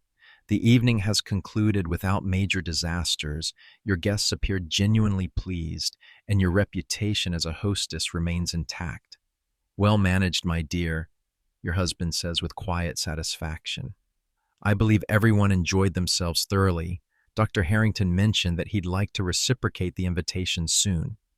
This news suggests that tonight's dinner party has achieved its primary social purpose, strengthening relationships that will benefit your family's position in Victorian society. The evening's success will generate future invitations, enhance your husband's business relationships, and contribute to your daughter's social prospects. But the real measure of the evening's success will emerge in the coming days and weeks as tonight's performance is analyzed, discussed, and evaluated by the complex network of Victorian social opinion. Your reputation as a hostess, your family's standing in the community, and your daughter's future social opportunities all hang in the balance of how tonight's dinner party is remembered and reported. For now, though, you can take satisfaction in having successfully navigated one of Victorian society's most challenging social rituals. You've demonstrated your competence as a hostess, reinforced important social relationships, and provided your daughter with valuable training in the art of proper society. As you prepare for bed, removing the elaborate costume of Victorian femininity piece by careful piece, you reflect on the exhausting complexity of social life in an era where every gesture carried meaning and every interaction required diplomatic skill. Tomorrow will bring new challenges, new performances, and new opportunities to either enhance or damage your family's social standing. But tonight, at least, you've proven once again that you can successfully perform the elaborate role of a Victorian lady, gracious hostess, devoted wife, careful mother, and skilled navigator of one of history's most complex social systems. The candles are extinguished, the house settles into quiet, and you finally allow yourself to relax from the constant vigilance that Victorian social life demands. Until tomorrow, when the performance begins again. You wake the next morning with the peculiar combination of satisfaction and exhaustion that follows any successful Victorian social performance. The dinner party is over, but in many ways, the real work is just beginning.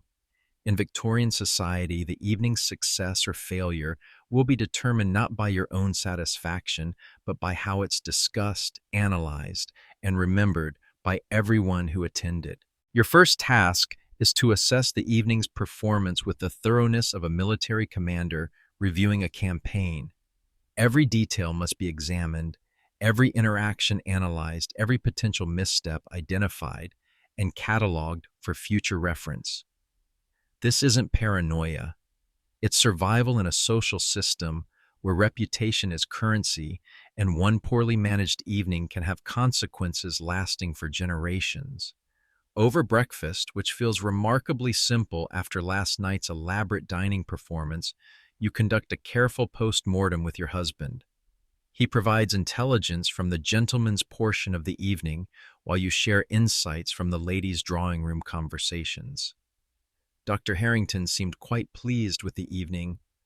Your husband reports buttering his toast with considerably less ceremony than last night's dinner required.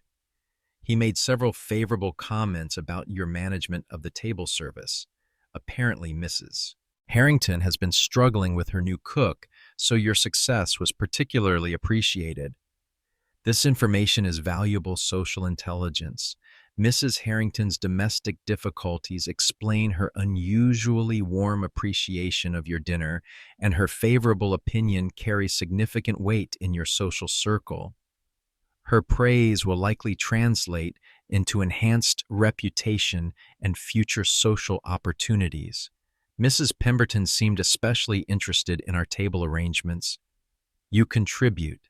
She asked quite detailed questions about the centerpiece and place settings. I suspect she's planning her own dinner party and wanted to assess our approach. This observation suggests that your evening has set a standard that others will try to match or exceed, a form of social pressure that keeps the elaborate Victorian entertainment system in constant motion. Everyone is simultaneously performer and audience, critic and criticized. Your daughter joins the breakfast table, looking unusually thoughtful. Last night's experience has given her insights into the adult social world that she's been preparing to enter, and she's clearly processing the complexity of what she observed. It was remarkable how different the conversations became when the ladies withdrew. She observes with the perceptiveness of someone discovering hidden social mechanics. So much more intimate, yet still quite formal. That's exactly right. You confirm, pleased with her analytical ability. Victorian society provides different spaces for different types of interaction. Learning to navigate those distinctions is essential for social success. Your husband nods approvingly. Your daughter has excellent observational skills. She'll do well in society if she continues to pay such close attention to social dynamics. This praise acknowledges your success in preparing your daughter for her future role while recognizing her natural aptitude for social navigation. In Victorian terms, raising a socially competent daughter is one of a mother's most important achievements. But breakfast conversation is interrupted by the arrival of calling cards from last night's guests, formal acknowledgments of the evening's hospitality that serve multiple social functions. The timing, wording, and quality of these cards will provide crucial intelligence about how the evening was received. Dr. and Mrs. Harrington's card arrives first, delivered by their footman with appropriate ceremony. The card bears a brief, elegantly written message with sincere gratitude for a most delightful evening. The pleasure of your hospitality was exceeded only by the charm of your company.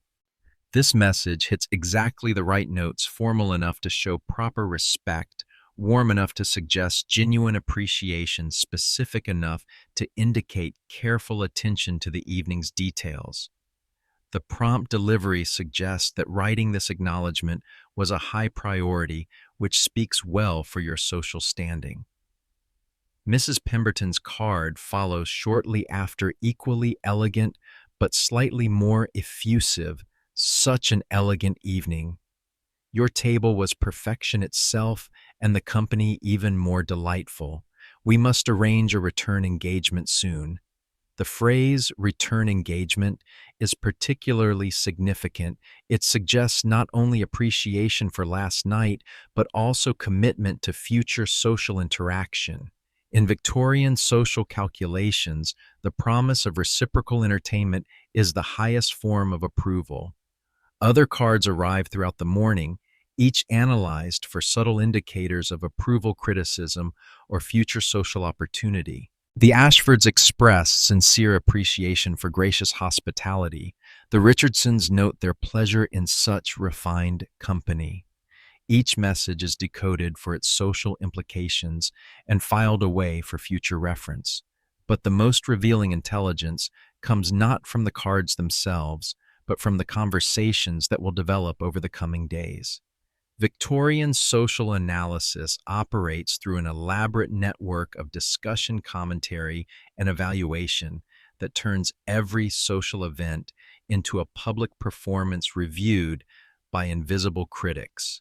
Your first test comes that very afternoon when Mrs. Morrison, a neighbor whose social antennae are legendary in their sensitivity, pays an impromptu call. She wasn't invited to last night's dinner party, a deliberate exclusion based on her tendency toward gossip and social troublemaking, but she's clearly hungry for information about the evening's proceedings. I noticed quite a bit of activity at your house last evening. She begins with the casual air of someone conducting reconnaissance disguised as neighborly interest. I do hope you weren't experiencing any difficulties. This opening is a masterpiece of social fishing, expressing concern while actually seeking information, appearing helpful while obviously being intrusive.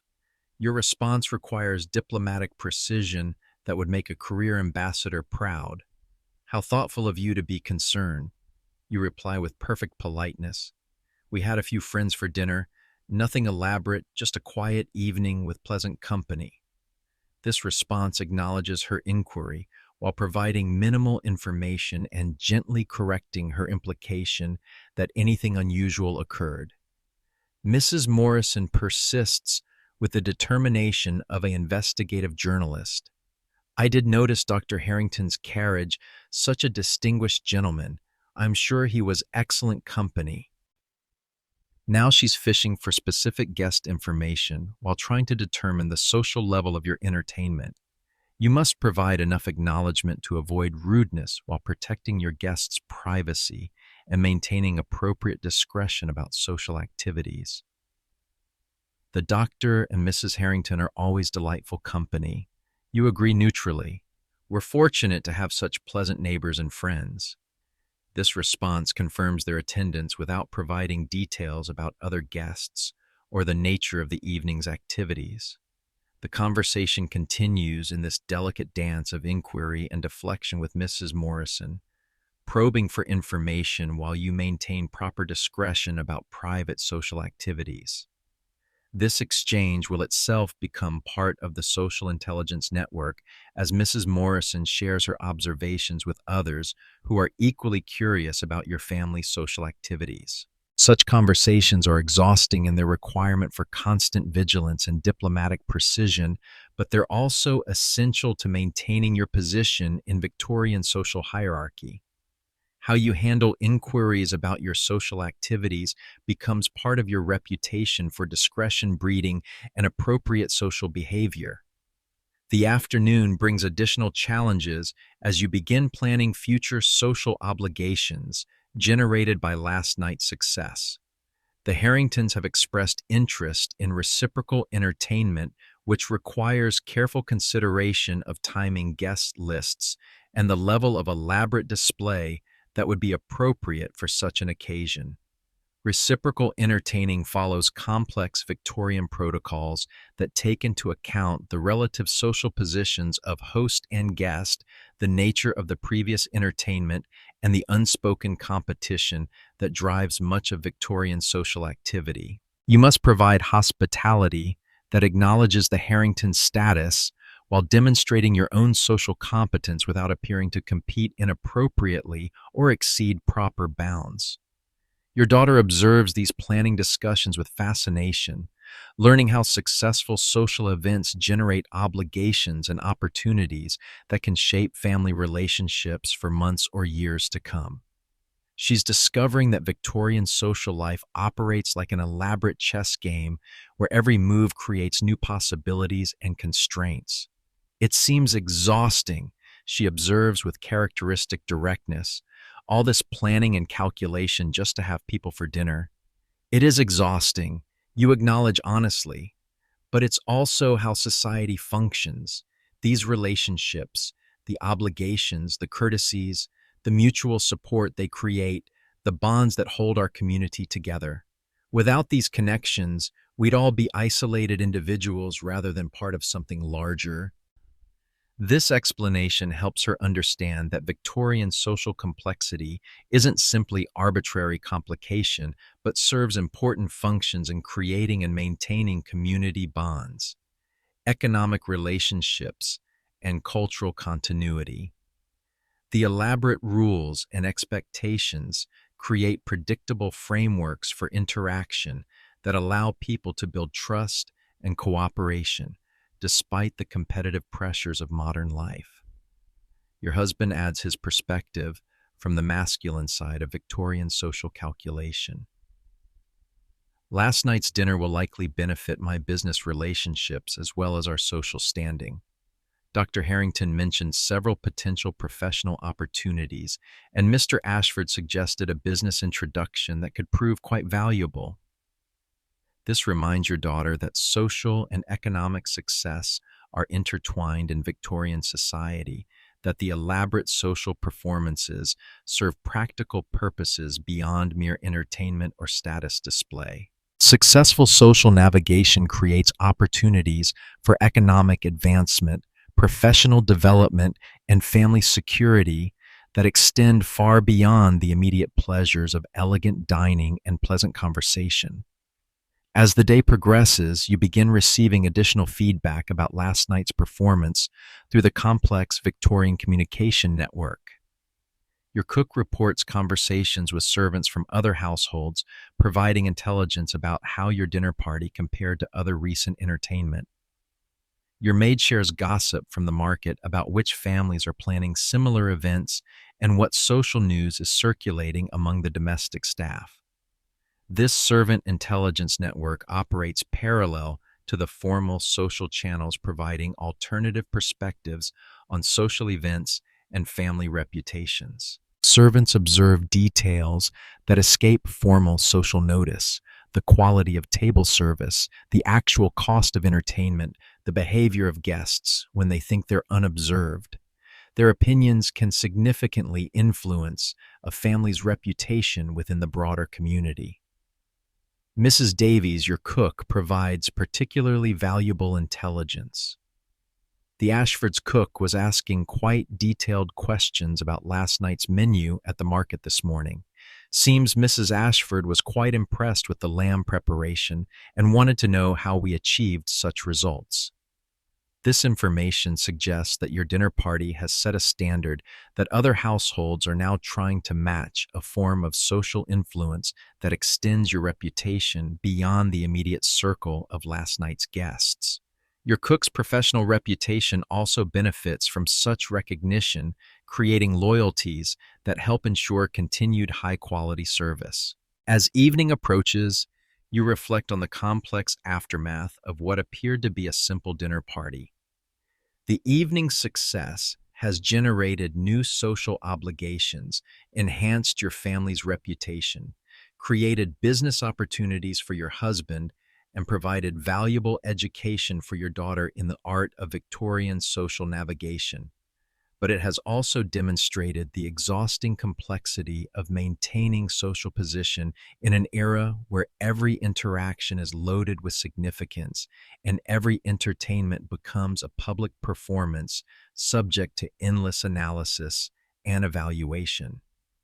The constant vigilance required to navigate Victorian social expectations would be overwhelming if it weren't for the genuine pleasures that emerge from successful social connection and community engagement.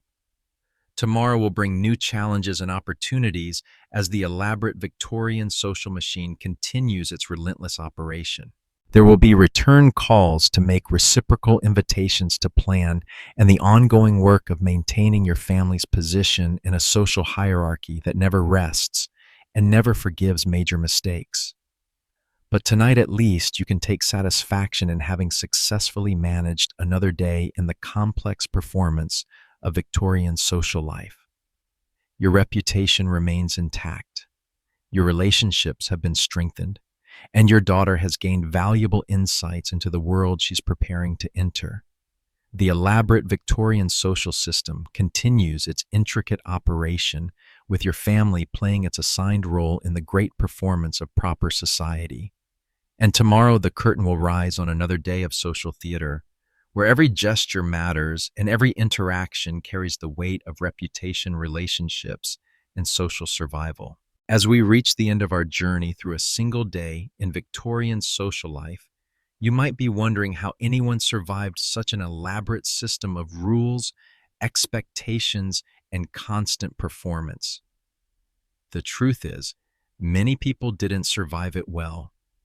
Victorian literature is filled with characters who cracked under the pressure, rebelled against the constraints, or simply retreated into invalidism as the only socially acceptable form of surrender.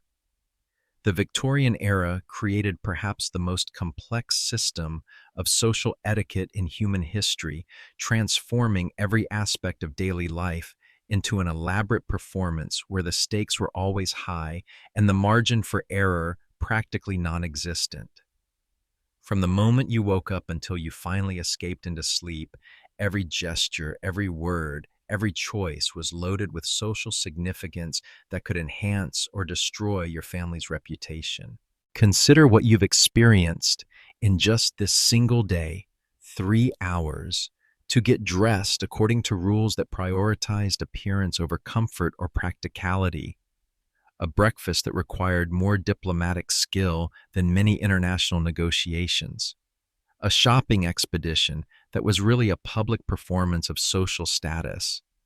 Visitor reception that functioned as a form of social intelligence gathering. And a dinner party that demanded the organizational skills of a military commander combined with the grace of a ballet dancer. And this was just one day.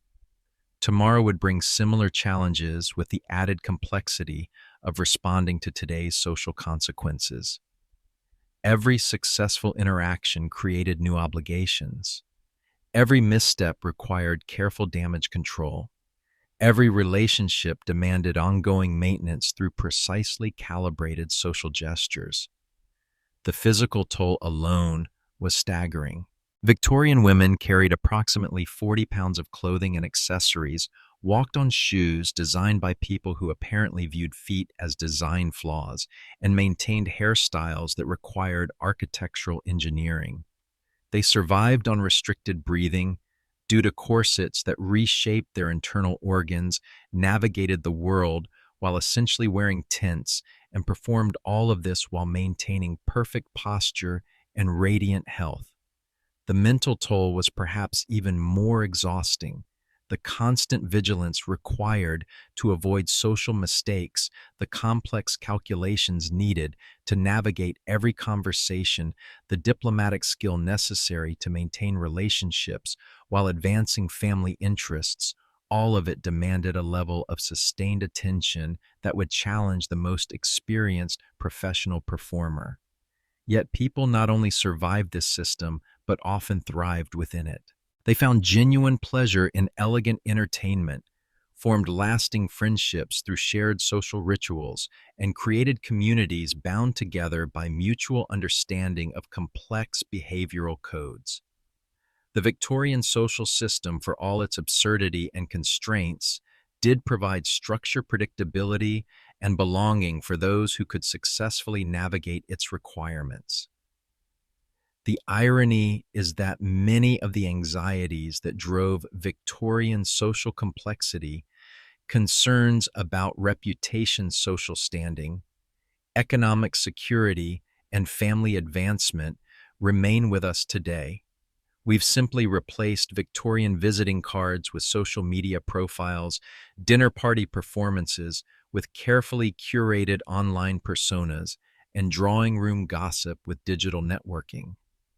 Our modern social media obsessions would be perfectly comprehensible to Victorian social navigators. The careful consideration of every public image, the anxiety about how others perceive and judge us, the complex calculations about which events to attend and which people to associate with all of these concerns translate directly from Victorian drawing rooms to contemporary digital spaces.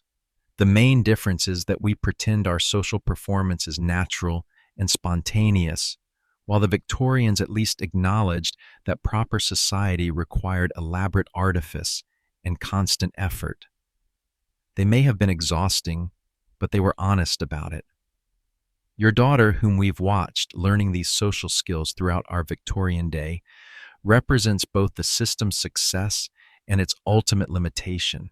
She's acquiring all the tools necessary to navigate her social world with grace and competence, but she's also being trained into a system that will constrain her choices, limit her opportunities, and judge her worth primarily through her ability to conform to arbitrary standards of feminine propriety.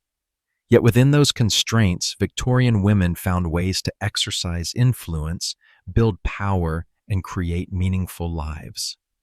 The drawing room conversations we observed weren't just empty social ritual, they were networks of information exchange, mutual support, and collective decision-making that shaped their communities in profound ways. The dinner party wasn't simply elaborate entertainment, it was diplomacy, business development, and cultural transmission disguised as hospitality. The Victorian social system was simultaneously ridiculous and functional, oppressive and empowering, artificial and meaningful. It created impossible standards while providing clear frameworks for social interaction. It constrained individual freedom while building strong communities. It prioritized form over substance while using formal structures to accomplish substantial social work. Perhaps most remarkably, it convinced generations of people that spending 3 hours getting dressed, 40 minutes eating breakfast, according to elaborate protocols, and entire evenings performing carefully choreographed social interactions was not only normal, but essential to civilized life. As you finally remove your Victorian costume and collapse into bed after this marathon day of social performance, you might feel grateful for the relative simplicity of modern life. No more corsets, no more calling cards, no more elaborate dinner party protocols that require military-level planning and execution. But before you get too comfortable with modern social superiority, consider how much of your own daily life involves similar performances. Your carefully chosen clothes that signal your profession and economic status. Your calculated social media posts that manage your public image. Your networking events that require diplomatic navigation of competing interests and social hierarchies. The Victorians simply made visible the elaborate social performances that humans have always engaged in to establish relationships, build communities, and advance their interests. They turned the universal human need for social connection into an art form so complex and refined that it took 3 hours just to get dressed for it. Their system finally collapsed under its own weight, undermined by world wars, economic changes, and social movements that questioned whether such elaborate artifice was necessary or healthy. But the underlying human needs that drove Victorian social complexity, the desire for belonging status, security, and meaningful relationships, those remain as powerful today as they were in the drawing rooms and dinner parties of 19th century London. So, as you drift off to sleep after your exhausting day as a Victorian lady, remember that you've experienced one of history's most elaborate attempts to organize human social interaction through formal structure and shared performance. It was absurd, exhausting, and often oppressive, but it was also remarkably successful at creating stable communities, lasting relationships, and cultural continuity across generations. The Victorians believed that civilization required constant vigilance and effort, that social harmony demanded individual sacrifice, and that meaningful relationships could only be built through shared commitment to elaborate codes of mutual respect and consideration. They may have taken these ideas to ridiculous extremes, but the basic insights weren't wrong.